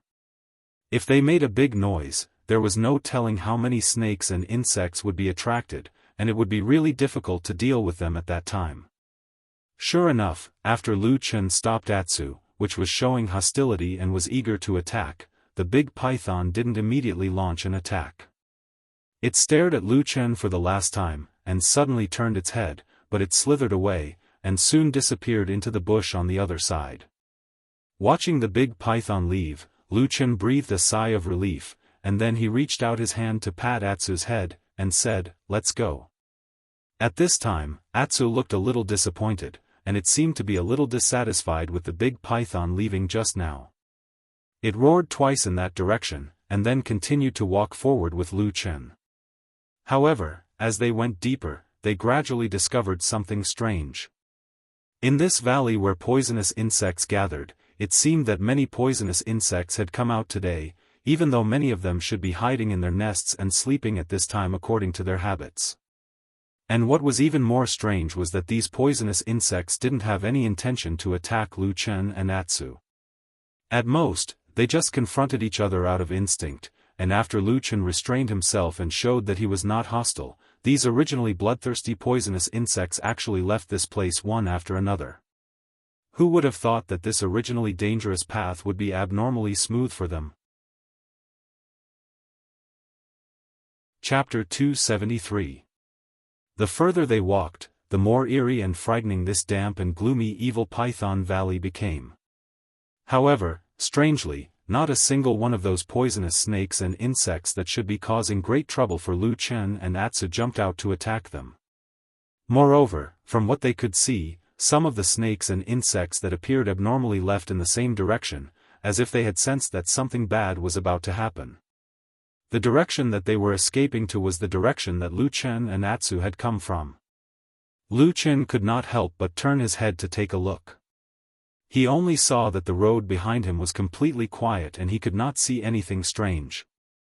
Moreover, he recalled that along the way, he did not see anything that could affect the evil Python Valley. Moreover, it seemed like the impact was so great. Perhaps, it was only something that happened in that barbarian tribe? No matter how Lu Chen pondered, the only possibility was the tragic massacre that occurred in the barbarian tribe not long ago. When he thought of this, a thought involuntarily came to his mind. He used his hand to touch his chest, where the ancient fire god's staff was quietly lying in that mysterious tree hole. After musing for a moment, Lu Chen called out to Atsu and quickened his pace. No matter how one put it, the situation in the evil Python Valley seemed a little strange. It was best to leave as soon as possible. Otherwise, even though those poisonous snakes and insects did not have any intention of attacking them, who could guarantee that those bloodthirsty and savage demonic beasts would not go berserk in the next moment? However, as they walked, Lu Chen could not help but shake his head as he thought about the journey over the past few days. He felt a little emotional. After escaping from the snake-overgrown forest, he had been fleeing south. Originally, he thought that the two most difficult and dangerous places along the way would be the Rat Hill Mountain and the evil Python Valley. Who knew that in the end, these two places seemed to be the easiest to pass through. On the other hand, his experience in that unassuming barbarian tribe on that small mountain was a soul-stirring experience. As he walked, Lu Chen's footsteps gradually slowed down. The feeling of being pricked appeared again, as if there was a pair of cold eyes staring at him from behind. Lu Chen's expression changed. Initially, he thought that this feeling was due to his keen intuition when he was being chased by the powerful Floating Clouds Division assassins. However, almost all of those assassins had died in the barbarian tribe on the small mountain ridge. In other words, the person who was spying on him in the dark was still following him like a maggot in his tarsal bone. What kind of enemy was this? A trace of solemnity flashed across Lu Chen's eyes. The terrain of the evil Python Valley was twisting and turning. Even if there were no dangerous snakes or insects obstructing the way, it would still take a day to walk. When they were halfway there, they saw all kinds of strange phenomena along the way. This made Lu Chen completely certain that the strange behavior of the snakes, insects, and poisonous creatures in the evil Python Valley was indeed a mass migration. They were all leaving this dangerous valley that they had lived in for many years. This strange phenomenon became even more obvious when Lu Chen tried to take out the half of the fire god's staff. Almost all the snakes and insects immediately sped up and fled, as if they were especially afraid of the half of the fire god's staff, which looked so old and withered that it would soon turn into ashes. None of the poisonous creatures dared to go near Lu Chen and Atsu. This gave people the illusion that they were gods when they walked in this famous dangerous valley. However, this unexpected surprise did not last long. Because when Lu Chen and Atsu were about to walk out of the evil Python Valley, they were once again ambushed. This time, it was also a group of black-clothed men. However, what was different from the previous batch was that they were real evil cult assassins. Faced with Lu Chen, this new batch of assassins were clearly much more agitated. When they saw Lu Chen's figure, their murderous aura covered the sky and covered the earth. Without any unnecessary words, they directly charged over while shouting. Lu Chen and Atsu fought and retreated as they fled towards the south with all their might. At the same time, he laughed bitterly in his heart. According to his original plan, although it would be troublesome for him to pass through these two incomparably dangerous places, the Rat Hill Mountain and the evil Python Valley were more useful in hindering their pursuers. Who knew that with this series of strange changes, although the path was easier to walk, the pursuers' speed was much faster than expected. In terms of fighting ability, this batch of evil cult assassins was much weaker than the Fuyunji people before them. Their valiance was also far inferior. However, the evil cult side was more ferocious and crazy. Under the bone-deep hatred, once they found Lu Chen, it would be a fight to the death. This caused great trouble for Lu Chen's escape route. Along the way, when the sky darkened, Lu Chen led Atsu out of the evil Python Valley. Behind him, there were 7 to 8 corpses. However, his body, which had almost recovered, had many new wounds. Until late at night, under the cover of the darkness and a series of treacherous methods, Lu Chen finally managed to shake off those maniacal assassins. However, the road ahead was boundless and the night was deep. Lu Chen did not feel happy at all.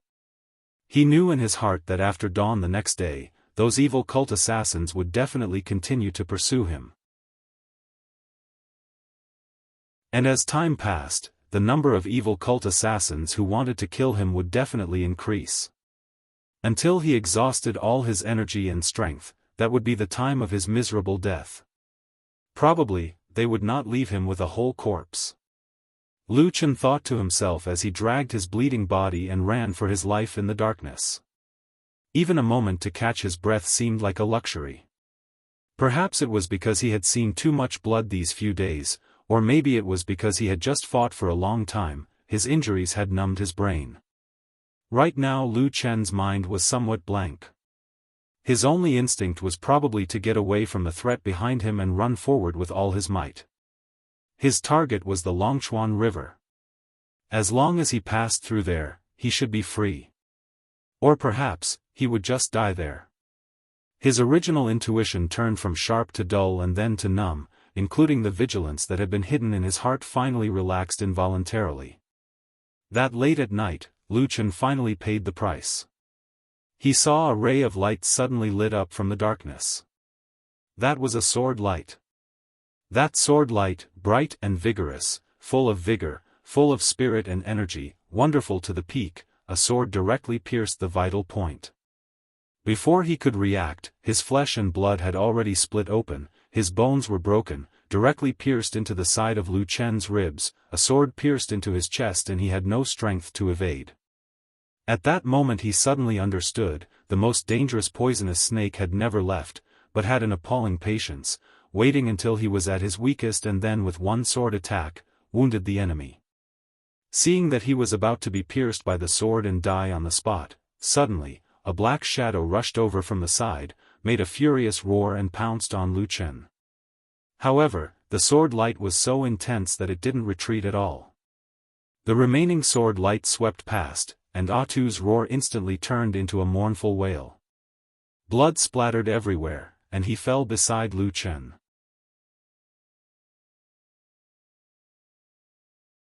Chapter 274.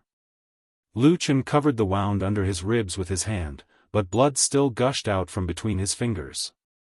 He gasped for breath and felt dizzy, but he quickly gritted his teeth to stay awake. He then turned his head and looked at Atsu.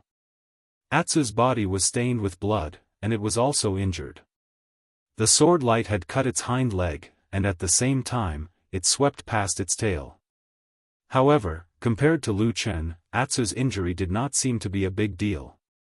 It quickly stood up, bared its fangs at the place where the sword light came from, and let out an angry growl. A figure walked out from the darkness beside them. Then, with the help of the dim light, he and Lu Chen saw each other's faces clearly. "So it's you." Lu Chen covered his wound with his hand and said in surprise. The person who walked out from the darkness was the one who sneak attacked Lu Chen and almost killed him with a sword. It was the disciple of Kunlun, He. At this moment, He was dressed in a tight outfit, and his face was calm. It seemed that the steady, accurate, and almost perfect sword attack just now was not something to be happy about. However, when he glanced at Atsu, who was baring its fangs and looking fierce, his eyes showed a trace of surprise and admiration. "This dog is not bad," he said. Lu Chen coughed a few times, and only felt that there was a burst of cold in his body. It was probably because too much blood had flowed from the wound under his ribs, and the heat in his body had been taken away. He raised his head and looked at He. He did not scold him, nor did he beg for mercy. Instead, he asked, "When did you target me?" He also didn't seem to have any intention of making a move immediately. It was just that it was unknown whether he was toying with Lu Chen like a cat chasing a mouse, or whether he was actually somewhat fearful of this person. He said, "It's been many days. In fact, when you were at the snake forest, I had already found you." Lu Chen nodded, thinking that his intuition would not lie to him. He stared at him and suddenly asked, "Who exactly are you?" Lu Chen sneered and said, "You've chased me for so long and spent so much effort, yet you still don't know who I am? Even if I were to die, it would be too unjust." He shook his head and said, "At first I thought you are only a devil cult evildoer, who sneaked into our Kunlun party to be a spy. No matter how high your position is, no matter how deep your cultivation is, I will think of a way to kill you. When I return, I will be able to give an explanation to Tianlan Zhenjuan, the senior, and that will be enough. But along the way, I realized." "Give Tianlan an explanation?" Lu Chen suddenly interrupted him. His expression suddenly turned cold and strange. "What explanation? Did he send you here to kill me?" Thousands of mountains and rivers away, in the towering Kunlun mountain that had changed from its old appearance to a new one, everything seemed very calm. He didn't interfere with most of the sect's affairs and let Qiandang Zhenren handle them himself. Under normal circumstances, he mostly stayed on the summer peak in the sky. It was rare for ordinary disciples to see him, but perhaps it was because of this detached feeling that people respected him even more. In addition, there were always people who intentionally or unintentionally added fuel to the fire in the sect. Very soon, Immortal Tianlan had a lofty, godlike status in the hearts of the numerous ordinary disciples of the Kunlun party. As for what the truth was, it actually wasn't important. One day, Tianlan once again appeared in the Black Hill Pavilion in Kunwa City. Old Ma, who was guarding this deserted and run-down shop, originally thought that this lord had some secret business or some secret person to meet here. But to his great surprise, Immortal Tianlan told him to close the door, saying that he only had something to say to him. Standing in the quiet small courtyard and looking at the tall and fat bald Immortal Tianlan, Old Ma subconsciously became a little nervous.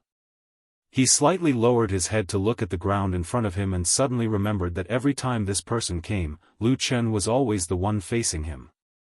So, every time this person came, did Lu Chen also have this kind of apprehension in his heart? Immortal Tianlan didn't carefully observe Old Ma. After calling Old Ma over, he very directly said to him, "Pack your luggage and go to the Immortal City for me." He looked a little unhappy and even a little disgusted. Something probably happened in Fuyunji. Chapter 275. What's wrong? Old Ma was taken aback. A look of surprise appeared on his face as he asked, "What happened at the Floating Clouds Company?" Perfected Lord Tianlan snorted coldly. Shuang sent a message saying that after she returned to the Immortal City, the people who went to the Land of Chaos have yet to return. Old Ma shuddered. "I remember that when Shuang came that day, she was here. You personally told her to bring everyone back." Perfected Lord Tianlan did not speak and only looked at him indifferently. Old Ma suddenly felt a chill in his heart. "You're suspicious of Shuang?" Perfected Lord Tianlan frowned slightly. After a moment of silence, he said, "Not really. She's been doing well all these years and has not made any mistakes. However, this concerns Lu Chen's life and death. I believe you're the only one who wouldn't lie to me about this." Old Ma nodded silently. However, a hint of worry quickly appeared on his face. "If those people don't return from the Land of Chaos," Perfected Lord Tianlan said coldly, "Shuang sent those people over to track and monitor Lu Chen. If they don't return, there are only two reasons. 1. Something happened to those people and they were all wiped out. 2. The order they received was not to return to the city but to hunt down Lu Chen."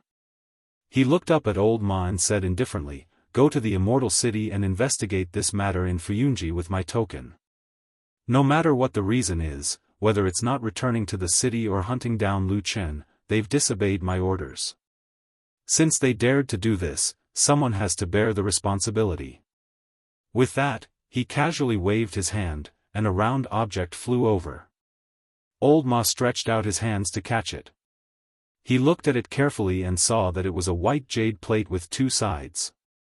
The front side was engraved with the words, Tianlan, and the back side was a picture of the rising sun decorated with cloud bat patterns. Old Ma took a deep breath and held the white jade token tightly in his hand. Then, he bowed to Perfected Lord Tianlan and said, "Don't worry, I'll definitely do this well." Perfected Lord Tianlan nodded silently. After a while, he suddenly looked up at the sky with a complicated and slightly bleak expression on his face. He said, "Although that kid and I are not master and disciple, and he often speaks disrespectfully to me, no one can kill him without my permission." A trace of excitement flashed across the depths of Old Ma's eyes. He bowed and said, "Yes, I understand. Go ahead." Perfected Lord Tianlan waved his hand and closed his eyes. "Who sent me here to kill you? Is it important?" He held the sword that was dripping with blood and stood a few feet away from the seriously injured Lu Chen. He looked at this enemy with interest and said, "What I'm curious about is why you suddenly asked such a question." He smiled and gestured to the sky with his hand. Then, he said calmly, "The Perfected Lord Tianlan we're talking about is a person of virtue and prestige. He's famous in the world. He's like an immortal. Not to mention a lowly devil cult evildoer like you, even a Jindan stage cultivator like me, who is regarded as a genius by others, may not be worthy of his attention." But when you said that, He Yi's gaze fell on Lu Chen's face. "When you said that just now, it seemed like it was natural that Perfected Lord Tianlan would come to deal with you.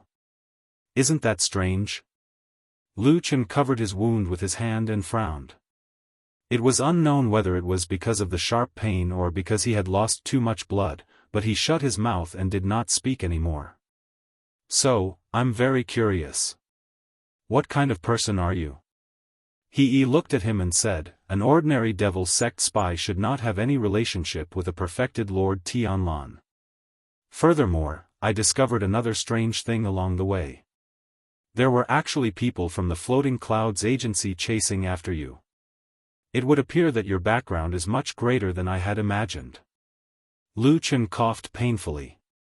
He looked at He and suddenly smiled. Trying to get information from me? He shrugged his shoulders. I think we're both smart people. There's no need to talk nonsense. Tell me clearly and I'll give you a quick death. Isn't that convenient for both of us? Lu Chen sneered. Since you've been following behind, you must have seen what happened to Fuyunji people. At that kind of critical moment, you're a righteous disciple. Why didn't you go and save them? He's expression changed slightly. He shook his head and said, I did see it. But my ability is limited. I can't save them. Besides, Fuyunji people are still hiding behind them. They're still hiding and not going to save them. Why should I be a busybody? Lu Chen was surprised. There are still people alive in Fuyunji? He thought for a moment. There's 1 or 2 people. They didn't even enter the village. Of course they're fine. As he spoke, he waved his hand, looking like he did not want to continue this topic. He said, but this has nothing to do with me. What I am most interested in is that a few days ago in the snake-overgrown forest, these Floating Clouds division people had clearly caught up to you, the evil cult spy, but in the end, not only did they not swarm you, they even hid their heads and tails and pretended to be evil cult killers to kill you. These things are getting weirder and weirder. I'm more and more curious about your identity. How about it? Tell me. He smiled at Lu Chen. The long sword in his hand stretched out towards him. It was also at this moment that Lu Chen's gaze, which had been staring at He, suddenly flashed with a hint of mockery. He said, after talking for so long, I think I understand. He didn't like the look in Lu Chen's eyes at the moment, but his self-restraint and patience were far better than that of ordinary people. It was precisely this kind of temperament that allowed him to keep climbing up in the Kunlun sect, from an ordinary disciple with no background to the position where he was about to make a name for himself today. Only one last step left. As long as he could get that Tianlan True Lord's appreciation, as long as he could become his disciple and obtain the Tian Character Taoist title, his future path would be a broad path to immortality. Looking at the world, who could be compared with him? Therefore, He was exceptionally patient. Even more patient than usual. Anyway, this Lu Chen was already seriously injured and had almost no strength to fight back. What was there for him to be afraid of? What did you understand? He smiled and said. Then that sword stretched forward a few inches. The blade flashed with cold light. This time it was aimed at Lu Chen's throat. As long as he thrust forward, Lu Chen would die here and now. Lu Chen, on the other hand, had a calm expression on his face. He looked at He with a smile and asked, how is your younger brother now? He's body suddenly shook. His eyes suddenly burst with light. But at this moment when he was distracted, he suddenly saw Lu Chen raise his palm slightly. A strange black fog suddenly floated up. He's eyes were suddenly filled with darkness. There was no longer any light.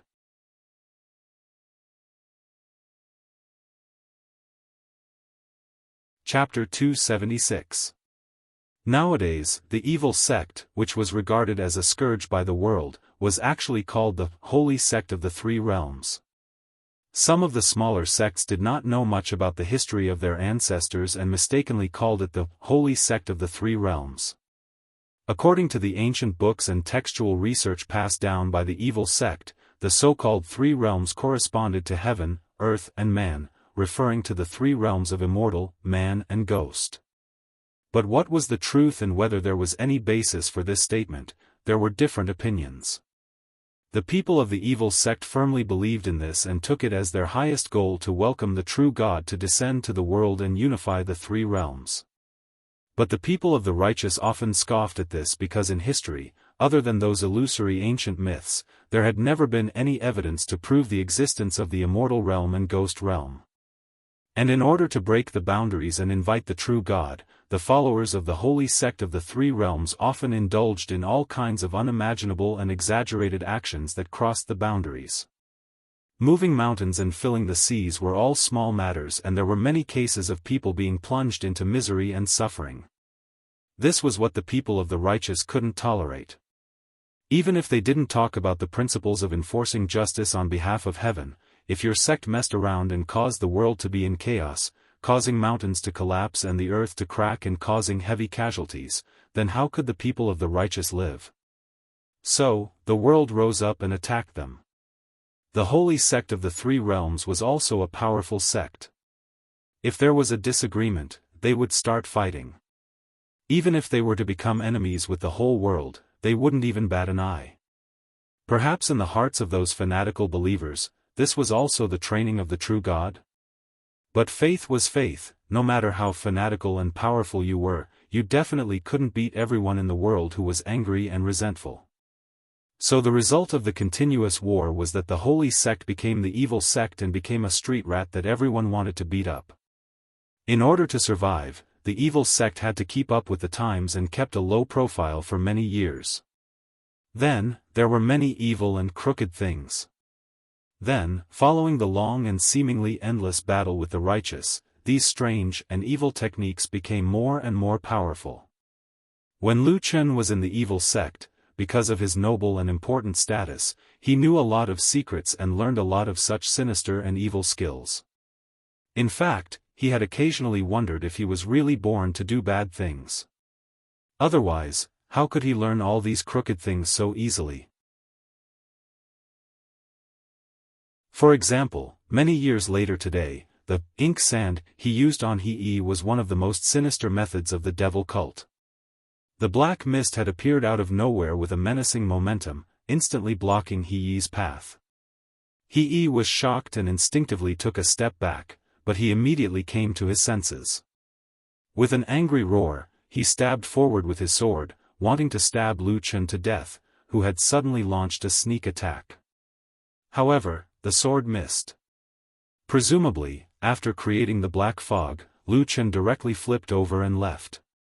He was just about to make a move to leave the black fog and see where Lu Chen was. But suddenly, his eyes felt a sudden pain and tears involuntarily flowed down. At the same time, his eyes seemed to be stabbed by a knife. For a moment, he was in unbearable pain. He was shocked. His heart was shaken.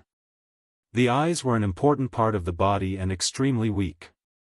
Even if Jean Dan Friar had tempered his body, the eyes were also one of the weakest parts. He did not dare to hesitate and retreated a few steps. At the same time, he closed his eyes and shook his left sleeve to disperse the fog. The spiritual sword in his right hand swept in front of him, guarding against Lu Chen's sneak attack. But he obviously thought too much.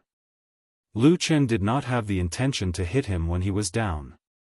A series of low growls were heard. He hugged Atsu and one man and one dog immediately fled. He cursed and retreated a few steps back. At this moment, there was no more black fog around his eyes. He immediately sat down and circulated his power to expel the poison. After all, he was the powerful Jean Dan Friar. He's body was already far stronger than ordinary people. The black fog's poisonous gas could not cause too much harm to him. In fact, this was only an insidious little trick of the evil sect. It might be effective against ordinary cultivators, but against experts above the level of Jean Dan, it could only be used to disgust them. After about half a moment, he jumped up. But on his originally handsome face, there were more than a dozen black spots around his eyes. He looked really scary. He was caught off guard and actually fell for such a sinister little trick. It really made him unable to restrain his anger. He let out an angry roar that soared into the sky. He was unwilling to let the matter rest and directly chased into the distance. That night, he caught up with Lu Chen several times. But every time, Lu Chen would use some kind of more insidious tricks and spells. Some of them were really unimaginable and made He suffer a few times. But He soon discovered that these seemingly frightening and insidious tricks actually had limited effect on him. Under the protection of the powerful Jin Dan realm spiritual power, he only suffered some flesh wounds at most. But even so, as the number of times he suffered losses increased, he also became angrier. He hated Lu Chen more and more and his attacks became fiercer and fiercer. However, every time when he caught up with Lu Chen, he would restrain himself from killing him in the middle of each fight. Because he wanted to capture this evil cult spy with an unusually mysterious background and interrogate him properly to find out what secrets he had and what relationship he had with true Lord Tianlan. And most importantly, why did he suddenly mention He Gang? Could it be that his brother's death had something to do with this person? Thinking of this, he felt as if his internal organs were on fire and his eyes were about to spit fire. Lu Chen and Atsu fled with all their might. But they were seriously injured and he was a man with a solid foundation. The distance between them was getting shorter and shorter and Lu Chen's escape methods were almost exhausted. Then, at a certain moment, they and he, who was chasing closely behind, suddenly heard a deep and vigorous sound of water. It was as if a giant dragon was roaring in front of them, striding across the vast wilderness of the chaotic land. Dragon River. Dragon River. The boundary river that separated the dangerous and unpredictable central region of the chaotic land from the outer region. After struggling for a long time, Lu Chen, who was exhausted, could only helplessly lie on Atsu's back and let it charge forward. Speaking of which, Atsu's endurance and speed were on full display during this escape. It was terrifying to the point that it did not seem tired at all. The only reason why Lu Chen was able to survive until now, other than those little tricks that were becoming less effective, was because of Atsu. But at this moment, when the sound of water grew louder and louder, Atsu suddenly stomped on the ground and stopped in its tracks. Its momentum was so strong that it almost threw Lu Chen off its back. Lu Chen raised his head tiredly and his expression changed slightly. He didn't know when, but they had actually run to the top of a cliff. Below their feet was a precipice that was several hundred feet high, and below them was the Dragon Creek River. They had escaped into a hopeless situation. Just as Atsu was about to turn around, they heard a long laugh. A figure descended from the sky and blocked their only way out. It was he, whose eyes were filled with strange black dots. He stood in front of them with a sword in his hand and looked at them with a murderous look.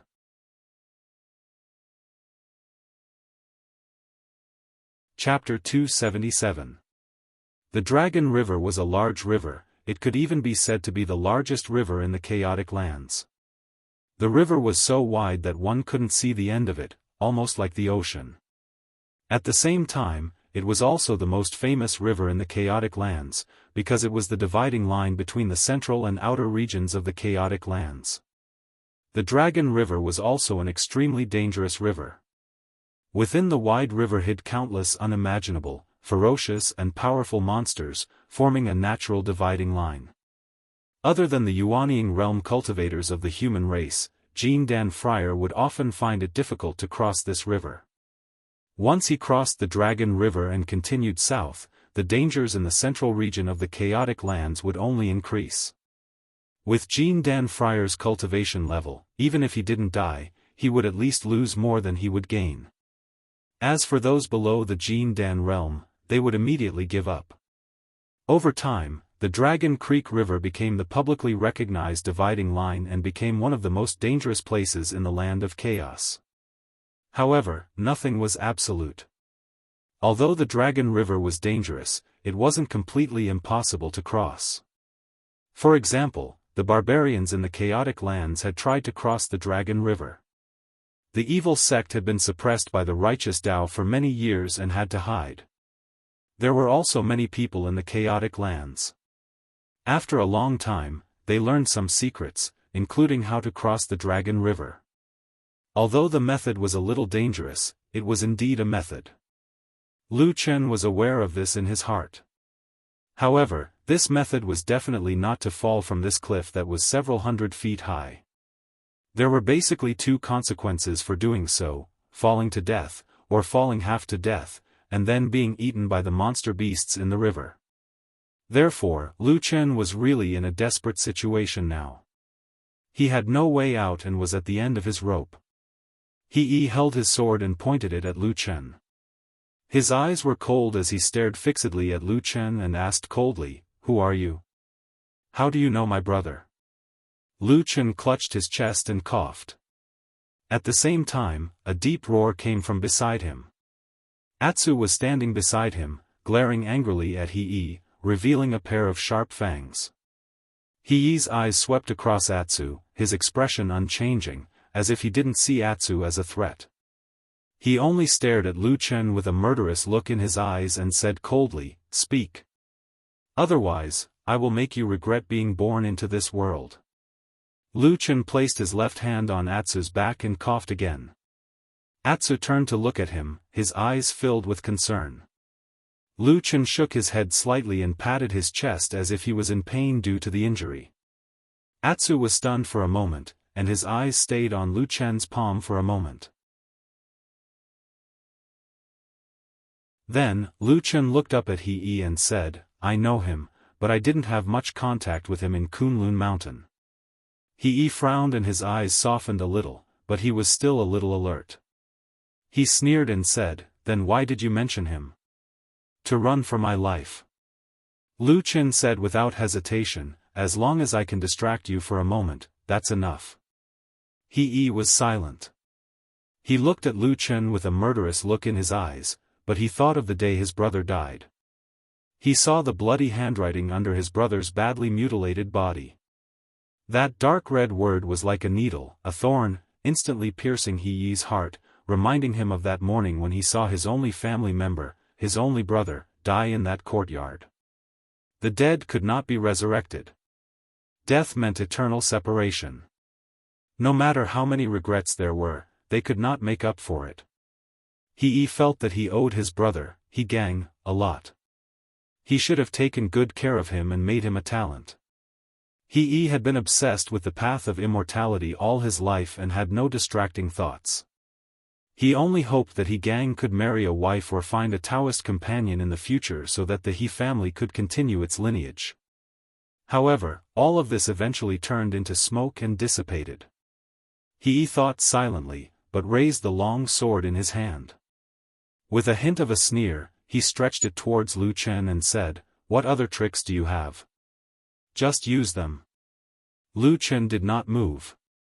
He only smiled bitterly and said, "Forget it, I'll take it as you've won." He sneered, but a hint of smugness flashed across his eyes. This was not because he had finally defeated Lu Chen, but because he thought of the extremely powerful perfected lord of the divine transformation realm in the Kunlun Mountain thousands of miles away. If he could bring this person's head back to the Kunlun Mountain and present it to perfected Lord Tianlan, he would definitely be extremely happy. A perfected lord's disciple, a Taoist title with the Tian character.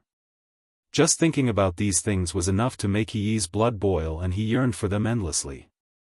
Therefore, he decided not to delay any further. He looked at Lu Chen coldly and said, "I'll ask you one last time. Who exactly are you, and what's your relationship with perfected Lord Tianlan?" "What's my relationship with that damn baldy?" Lu Chen grimaced and said with some pain, then he took a step back and said, "But I'm also very curious. Why don't you care about the others, and only target an insignificant person like me?" He's face darkened and he said, "I'm the one asking you, not the other way around. If you..."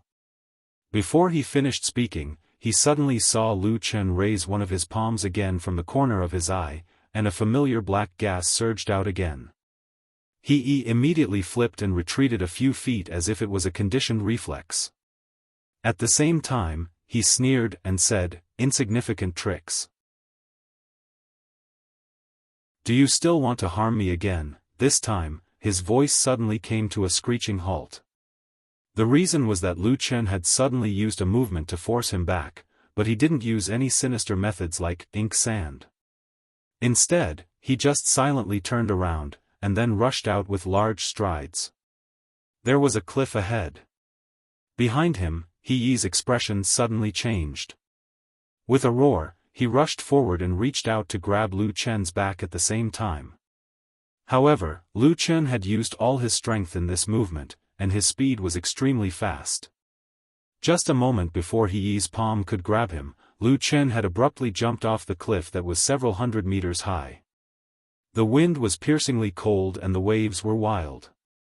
The huge Dragon River was just below him, and it was getting closer and closer at a rapid speed. Everything seemed to be coming to an end. He, who was standing on the cliff, was shocked. Suddenly, a gust of wind rose beside him. It was the huge black wolf that had directly rushed out of the cliff and fell in the direction where Lu Chen had fallen. In midair, Atsu quickly caught up with Lu Chen. Lu Chen gritted his teeth and suddenly turned around to hug Atsu. After a while, their bodies became smaller and smaller, turning into a black dot that was almost invisible. In the end, with a loud bang, they fell directly into the most dangerous river in the land of chaos, the Dragon River, creating a huge splash. On the cliff, He was stunned, sword in hand. His face was blank and puzzled, but after a while, he snorted and turned around to walk back.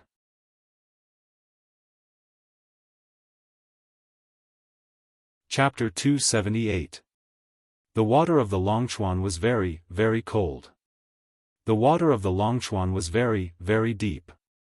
As soon as they fell into the water, because the cliff was too high, the force of the fall was too great, and they immediately rushed into the depths of the river. Intense sounds of bubbles and gurgling suddenly rang out, and the cold water pressed against them from all directions. At that moment, there was only a dazzling white in front of them. Apart from the water splashes and bubbles, they could see nothing else. But Lu Chen's hand was still tightly holding onto Atsu, holding onto this companion who would not leave him even in the face of death. After rushing down the river for an unknown distance, as the buoyancy of the water increased, the momentum quickly decreased, and Lu Chen and Atsu's bodies finally slowed down. But then, a powerful undercurrent suddenly rolled up in the depths of the river, directly wrapping their bodies together and rushing forward. Lu Chen and Atsu's bodies were involuntarily drifting with the current. In fact, jumping from such a high place into the water, the recoil force was also terrifying. Atsu's body was in a better state, and its body was extraordinarily tough. But the impact that Lu Chen received was even more severe. He was dizzy, his chest was stuffy, and he was seeing stars. He almost fainted again. Fortunately, he was tough and strong, and he knew that this was a matter of life and death, and he must not lose his mind, so he tried his best to stay awake. But in the depths of such a terrible river, being wrapped by countless undercurrents, the power was so strong that he could not do much. At this moment, suddenly, Atsu, who was hugging Lu Chen's body tightly, suddenly raised its head, and its eyes were filled with fear, as if it was suddenly nervous and excited. Lu Chen immediately felt that Atsu's body was strange, because almost all of its muscles seemed to have tightened in an instant. A gigantic shadow appeared from the depths of the Dragon River, and began to rapidly approach them. Before the shadow could even reach them, the water current from that direction was like a raging tide, causing Lu Chen and Atsu to tumble a few times in the water. The sound of rolling and crashing water began to ring out fiercely, and the whole underwater world began to churn crazily. Suddenly, a large school of arm-sized fish rushed over from another direction, and the sharp teeth in the water were like incomparably sharp blades, rushing towards the flesh and blood in the water. More shadows appeared, wave after wave, wave after wave. The whole calm Longchuan River seemed to be boiling, and countless terrible creatures swarmed over. They were bloodthirsty, crazy, and ferocious. Even before they rushed over, some of the ferocious creatures directly pounced on them. The big fish ate the small fish, and the monsters killed the big fish. Blood flowed and dyed the river red. Above their heads, below their feet, in all directions, under this terrible and deep river, countless ferocious creatures looked around, and there was only despair left. Lu Chen did not hesitate any more. He hugged Atsu tightly with one hand, and pressed his other hand on his chest. The huge shadow behind him and under his feet had already rushed forward, and suddenly rose up. The whole Longchuan River suddenly rose by 10 feet. A wave of spiritual power flashed, and time seemed to freeze for a moment in the depths of the river. Then, Lu Chen and Atsu's bodies suddenly disappeared, and the little gap was immediately flooded by the river. The shadow fell down and crushed everything. All the monster fish instantly scattered, but where the shadow passed, a large number of creatures were directly pulled back by the surging tide, and then disappeared into the depths of the shadow. Blood flowed and floated in the river, and then quickly thinned and disappeared. Everything became quiet again, and everything returned to its original state. Only a tiny seed silently appeared in this vast, ocean-like river. It was circled by a wave, knocked away by a passing monster, staggered, and floated down. Suddenly, it was seen by a swimming big fish and swallowed. After a moment, it seemed that the seed was too hard. The big fish shook its body, tilted its head, and spat it out again. Then, it swam away leisurely. A string of bubbles rose from the water, and the seed rolled a few times. Then, it was gradually taken away in the water, and disappeared into the depths. On Mount Kunlun, in the side hall behind the Zhengyang Hall of Tiankuan Peak, this was originally a place for the Yuanying stage spiritual masters to meet and discuss matters. Now, it had been temporarily used by perfected Lord Tianlan as a place to meet guests. Of course, with perfected Tianlan's current status, as well as his supreme prestige in the Kunlun sect, no one would say anything about it, not even the acting sect master Qian Deng, who now had great power. As time passed, it was getting longer and longer until the night of the intense changes of the full moon. The situation in the Kunlun party also became clearer and more stable. It seemed that everyone had accepted the current situation. In any case, they couldn't fight against the sect master, so they just accepted it. Otherwise, who would be dissatisfied and shout a few words at the deity transformation stage spiritual master? However, perfected Lord Tianlan usually didn't care too much about the chores in the sect. Most of the time, he let Qian Deng handle things. Most of the time, he was elusive, and it was rare to see him. However, on this day, he appeared behind the Zhengyang Hall and met a few people in the side hall. Zhuo Xian brought White Lotus and stood in front of the deity transformation stage spiritual master. Perfected Lord Tianlan looked down and sized up the little girl who looked to be in her early teens. At this moment, White Lotus seemed to be a little nervous. Her face was slightly pale, and she didn't dare to look directly at perfected Lord Tianlan. She just silently looked at the ground in front of her. After a long time, she didn't say a word and just stood there motionlessly. Perfected Lord Tianlan didn't get angry, but there was a strange look in his eyes. It couldn't be said to be angry, but it seemed to be a more complicated expression. He looked at the little girl and seemed to be thinking about something. After a while, the situation still didn't change. Zhuo Xian, who was standing at the side, couldn't stand it anymore. He coughed lightly and whispered to White Lotus, "Quickly greet Uncle Master." White Lotus's lips moved, and for the first time, she raised her head to look at Supreme Tianlan. She saw a bald, fat man. Her lips moved a few times, and then she silently knelt down and kowtowed 3 times on the ground. Perfected Lord Tianlan revealed a faint smile and said, "Why are you kneeling in front of me?" White Lotus lowered her head and knelt on the ground. After a while, she said, "Uncle Master, please spare my life." Perfected Lord Tianlan laughed and said, you're really a smart child. No wonder I heard that my senior brother liked you the most in his later years. Come, tell me, what does senior brother usually say about me? White Lotus said, do you want to hear the truth or a lie? Perfected Lord Tianlan smiled and said, of course the truth. White Lotus said with an, oh, and said, when Master was still alive, he told me, second senior brother, and eldest senior brother that although you're talented and bold, you're too ambitious and want too much. We can't allow you to control the power of Kunlun. Otherwise, the orthodoxy of our Kunlun party that has been passed down for 5,000 years will be destroyed. The side hall instantly fell silent. Zhuoxian, who was standing at the side, suddenly turned abnormally pale.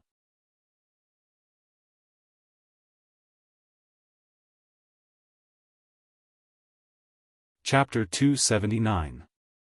Perfected Lord Tianlan was silent. His eyes flickered slightly as he stared at White Lotus. The hall was silent. If he didn't speak, no one dared to say a word. No one knew what he was thinking at the moment and whether he would be enraged or angry. If he was enraged, the hall would probably be filled with dead people.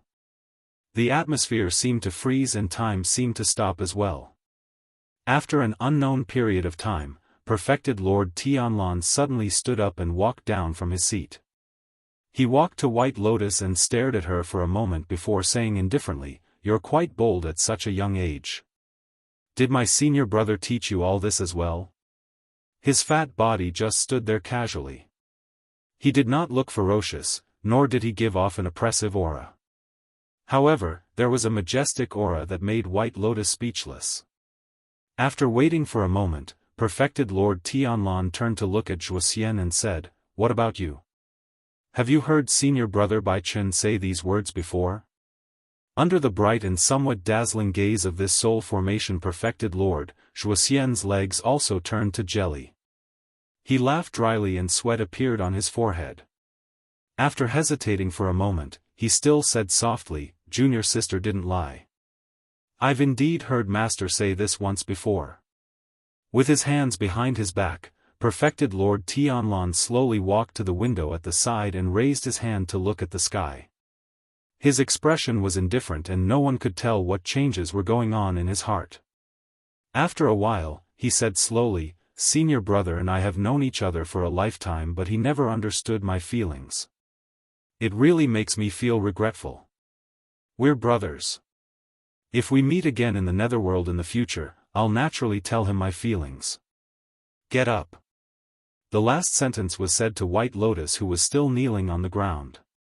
White Lotus responded softly and stood up to walk to Zhuoxian's side, standing there quietly. Perfected Lord Tianlan swept his gaze across the two of them and said a moment later, "White Lotus." White Lotus did not reply and stood with her head lowered. Zhuoxian, who was at the side, sighed and lightly touched White Lotus.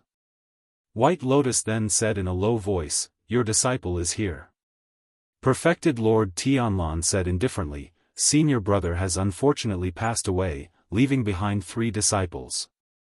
As their martial uncle, I can't just sit by and do nothing. Your eldest senior brother and second senior brother have already been settled. You're the only one left." At this point, White Lotus suddenly raised her head and glanced at Zhuoxian beside her. Zhuoxian's expression was calm and collected, as if he was indifferent to this. After a while, White Lotus slowly lowered her head again. "You're the only one who hasn't settled down. Speaking of which, your aptitude is extremely high and you're a rare talent of the 5 pillars. If you can cultivate in peace, you'll definitely bring glory to our Kunlun lineage in the future. However, given the current situation, I think you have 2 paths in front of you. Choose." The corners of White Lotus's mouth twitched slightly and a hint of anger flashed across the depths of her eyes. However, she still clenched her teeth and did not say anything. Perfected Lord Tianlan didn't seem to notice the slight change in her expression. He just said calmly, "First of all, I also feel pity for your outstanding talent. If you're willing, you can temporarily join me as an in-name disciple and cultivate first. If you're successful in the future, you can also formally acknowledge me as your master. Bai Lian was stunned for a moment, as if she was surprised by that. However, her face turned pale very quickly because Perfected Lord Tianlan's voice sounded again. It's just that the Dermic Dao that I've learned is very different from Senior Brother Bai Chen's and it's incompatible. If you want to become my disciple, you'll have to abolish all the superficial techniques that you've learned previously. Zhuo Xian, who was standing to the side, also had a slight change in expression. A trace of pity flashed across his eyes, but he quickly hid this little bit of pity. White Lotus stood on the spot and asked softly after a while, "May I ask if there's a second path, Uncle Master?" Perfected Lord Tianlan nodded. "There is. Secondly, that senior brother of mine has already passed away. However, he was once a peerless perfected lord who looked down on the world.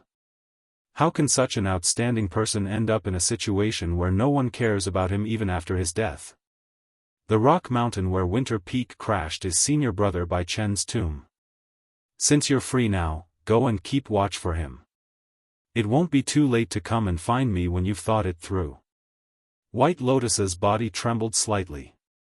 She raised her head and wanted to say something, but she held back and turned to look at Zhuo Xian. Zhuo Xian nodded. "How about this, Uncle Master? Little junior sister has just returned to the mountain after all and is still unaware of some things. Furthermore, she's still young and insensible, so please give her a few more days. I'll send her to stay at the rock mountain first. Firstly, it'll be to keep watch for Master and secondly, it'll be to enlighten her. Is that all right?" Perfected Lord Tianlan replied, "Sure." Zhuo Xian bowed deeply to him, then left with White Lotus. White Lotus seemed a little disappointed, but she still followed him obediently in the end. Just as they left, another person happened to walk in as well. It was He. Zhuo Xian and He exchanged glances and nodded slightly before brushing past each other a moment later. Disciple He greets Perfected Lord. When there were only the two of them left in the hall, He walked to the back of Perfected Lord Tianlan, bowed respectfully, and spoke first. Perfected Lord Tianlan glanced at him indifferently before returning to the main seat and sitting down.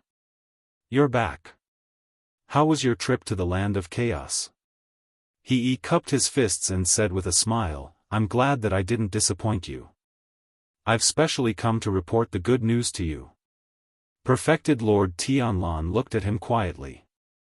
For some reason, the gentleness that had always been on his face suddenly disappeared as he merely nodded. "Oh?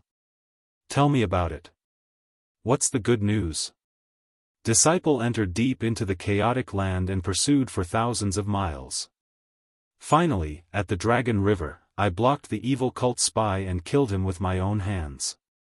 His corpse fell into the Dragon River. It can be said that he died without a burial place.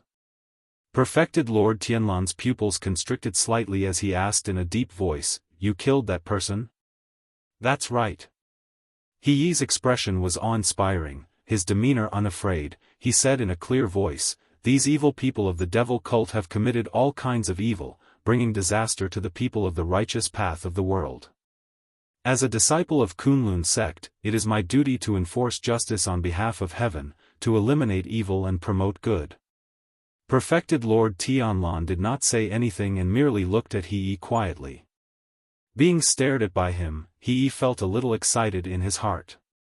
He took another step forward and said, "Disciple's trip this time is also to prove to you that Disciple is talented enough to take you as a disciple. I will definitely not disappoint you. Even that Tian Daoist name, Disciple has the confidence to bring glory to you. You want to be my disciple after killing that person and even want the Tian Dao title?" Perfected Lord Tianlan stood up slowly and stared at him. His expression gradually turned complicated as though a strange emotion was lingering in his heart. A faint but intense heartbeat rumbled in a certain quiet corner. "Yes, please grant my wish, Perfected Lord." He knelt on the ground. Perfected Lord Tianlan stood at a high place and looked down at that person. His eyes seemed to be filled with wind, clouds, and lightning.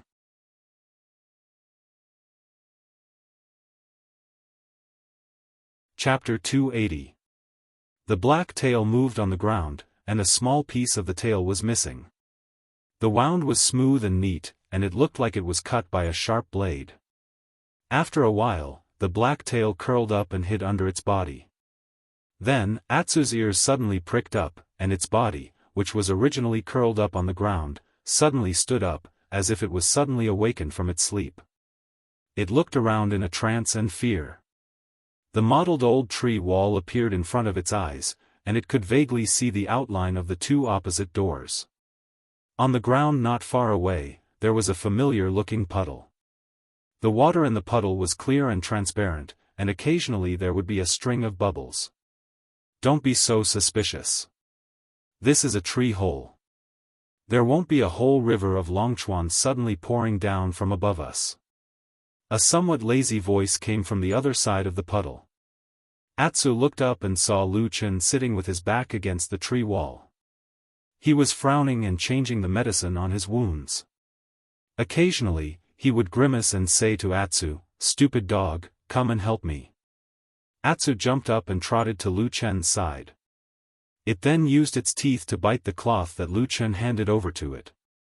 After Lu Chen applied medicine to the wound, with Atsu's help, the wound was safely and neatly bandaged up. At this moment, Lu Chen's complexion looked much better than before. His face was no longer pale, and there was a little redder. After he moved his arms and body, he nodded with satisfaction and said, "It should be fine in another 5 or 6 days." Atsu barked twice. Lu Chen looked at it and said with a smile, "How is it?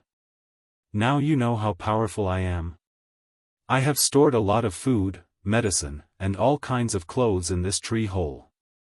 What do you call this?" "Humph, this is what you call foresight." Atsu's ears drooped, and he looked very happy. He even rubbed his head against Lu Chen's body. Lu Chen smiled and pushed its head away, then stood up and walked to one side of the tree hole. There was a large pile of things there, which looked like a hill. Lu Chen rummaged in it for a while, then took out 2 pieces of dried meat and threw them directly to Atsu. Atsu bit it and immediately began to chew. Lu Chen looked at Atsu and shook his head with a smile. Although he looked relaxed, there was still a trace of worry in his eyes. As early as when he was on the mountain of Kunlun, he had more or less a hunch in his heart. In order to be safe, he secretly prepared these things in this tree hole in secret. As a result, it really came in handy at the critical moment. However, even though he had considered all the details and had even included Atsu's portion, he had not expected that Atsu, this stupid dog, would have a huge appetite to begin with. After he had advanced to become a holy beast, this fellow's appetite seemed to have increased by more than 1-fold. Lu Chen found it hard to imagine how this big black dog could eat so much. However, when he thought about it carefully, there were actually some clues to the reason behind it. When they met again after the night of the full moon, Atsu almost no longer ate ordinary food. Its favorite food was the flesh of monsters full of vitality, and the fresher it was, the more it liked it. However, of course, there was no such condition in this tree hole, so after starving for a while, this stupid dog quickly lost the moral integrity of a holy beast.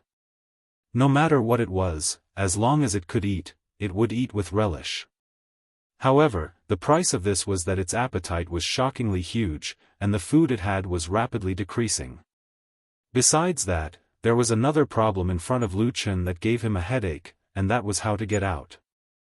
In the past, when Lu Chen had this mysterious seed, he was extremely careful every time he went in and out of this mysterious tree hole. Not only did he have to choose an extremely secluded place, but he also chose to enter in the dead of night, so as to minimize all possible external interference. This was because it was extremely dangerous to go out after entering this tree hole. It was impossible to detect any changes in the outside world, and if someone were to ambush him, it would be extremely dangerous. It was precisely because of this that Lu Chen did not use the seed even though he had encountered a few dangerous moments along the way. It was only after he fell into the Longchuan River that he was forced to hide with Atu because the river water blocked his line of sight from the shore and there were many monsters swarming towards him from the river. It was really a matter of life and death. Lu Chen had no choice but to hide in the river with Atu. However, it was easy to come in, but it was very dangerous to go out. At this time, Lu Chen basically knew nothing about the situation outside of the seed. If the seed was currently in the depths of the Longchuan River, the moment it went out, it would immediately be crushed to death by the huge waves. Even if it was not crushed to death, the countless monsters in the river, as long as the seed fell near them, it would basically die. Another example was that the Longchuan River was very long, but no one knew where the river flowed to. They only knew that the river would eventually turn into the depths of the disorienting lands. In other words, when they went out, even if the seed was not in the Longchuan River, it was very likely to be in the more dangerous central region. Once they went out, they might open their eyes and see a monster the size of a mountain slapping them. In short, if they had no other choice but to hide in the tree hole, the situation would be really troublesome when they went out. Lu Chen thought about this for a long time, but ultimately could not come up with a good idea. In the end, he could only put these thoughts aside. This mysterious and ancient tree hole was isolated from the rest of the world. There were two clearly defined doors embedded in the tree wall, but they couldn't be opened at all. Instead, they had to rely on the spiritual connection between Lu Chen and the seed to get in and out of here. However, it was strange. Although there was no airflow or wind in this tree hole, it was not stuffy at all. Also, there was a puddle on the ground of the tree hole. These days, whether it was Lu Chen or Atsu, they had been drinking water from it, but the clear water in the puddle did not subside at all. It looked like this small world was self-contained. If there was enough food, and if one was not afraid of being lonely all year round, one could really live in this place for a long time. However, the food that Lu Chen brought seemed to be a little tight, and he himself felt that if he stayed in this tree hole for too long, he would most likely go crazy. Therefore, he had to leave this place sooner or later. Yes, he had to leave before he starved to death. Lu Chen thought so in his heart, then he walked to the edge of the puddle and squatted down. Atsu buried its head in eating the meat that was destined to not be full. It looked up at Lu Chen and thought for a moment. A dog paw stretched forward, but it pushed a piece of meat in front of Lu Chen. Lu Chen looked down and laughed. He reached out and touched Atsu's head. He smiled and said, "I'm not hungry, you can eat it yourself." Woof! Atu obediently scooped up the piece of meat and looked very happy as he continued to tear it apart. Lu Chen looked at the water. A long time ago, when he came here for the first time, the water was not so transparent. At that time, the entire puddle was filled with unimaginably abundant life essence, and even the color of the water was light green. But now, things had naturally changed. At this moment, the water was clear and transparent, and it could be seen at a glance. When Lu Chen looked over, he could still see the strange cluster of black fire at the bottom of the puddle, burning silently in the water. At the same time, not far from the black fire, there was a spirit herb about the thickness of a baby's arm, white and tender in color, and shaped like a lotus root. It was one of the spirit herbs that Atsu stole from the Kunlun party's fragrance garden during the big earthquake in Kunlun Mountain. It was called Black Mud Lotus. On that day, Lu Chen hid those spirit herbs in this tree hole, and the other spirit herbs were placed on the ground. Only this black mud lotus could not survive without water, so it was thrown into this puddle that day. After that, things happened one after another, and there was almost no time to breathe. Lu Chen almost never came here again, so he had long forgotten about this matter. But at this moment, when he looked at this black mud lotus again, Lu Chen suddenly frowned slightly. He felt that there was something strange. It was just separated by a layer of water, but the black mud lotus under the water was somewhat blurry and could not be seen clearly. After he pondered for a moment, he rolled up his sleeves and knelt by the water. Then, he slowly reached his hand into the water, and grabbed the black mud lotus. Atsu, who was eating at the side, also seemed to feel something. After looking over, he also stood up, rolled up his tongue, and walked over to look into the water. This originally quiet tree hole, at this moment, suddenly seemed to be even more silent. There was not even the slightest sound. Only when Lu Chen's hand reached in, the water splashed, and the bubbles rose, making a little crashing sound. The misty green gas slowly flowed on the tree wall, twining in the gaps of the ancient bark. There were also the two doors that had been silent for a long time, as if they were silently staring at the human below. That hand reached into the water and grabbed downwards. The water rippled and slid, and then a string of bubbles of different sizes rose up. For some reason, the bubbles appeared particularly bright and lustrous. In every spherical bubble, there was a reflection, which was Lu Chen's face. As if thousands of illusions of the world were gathered here. Lu Chen's hand paused for a moment.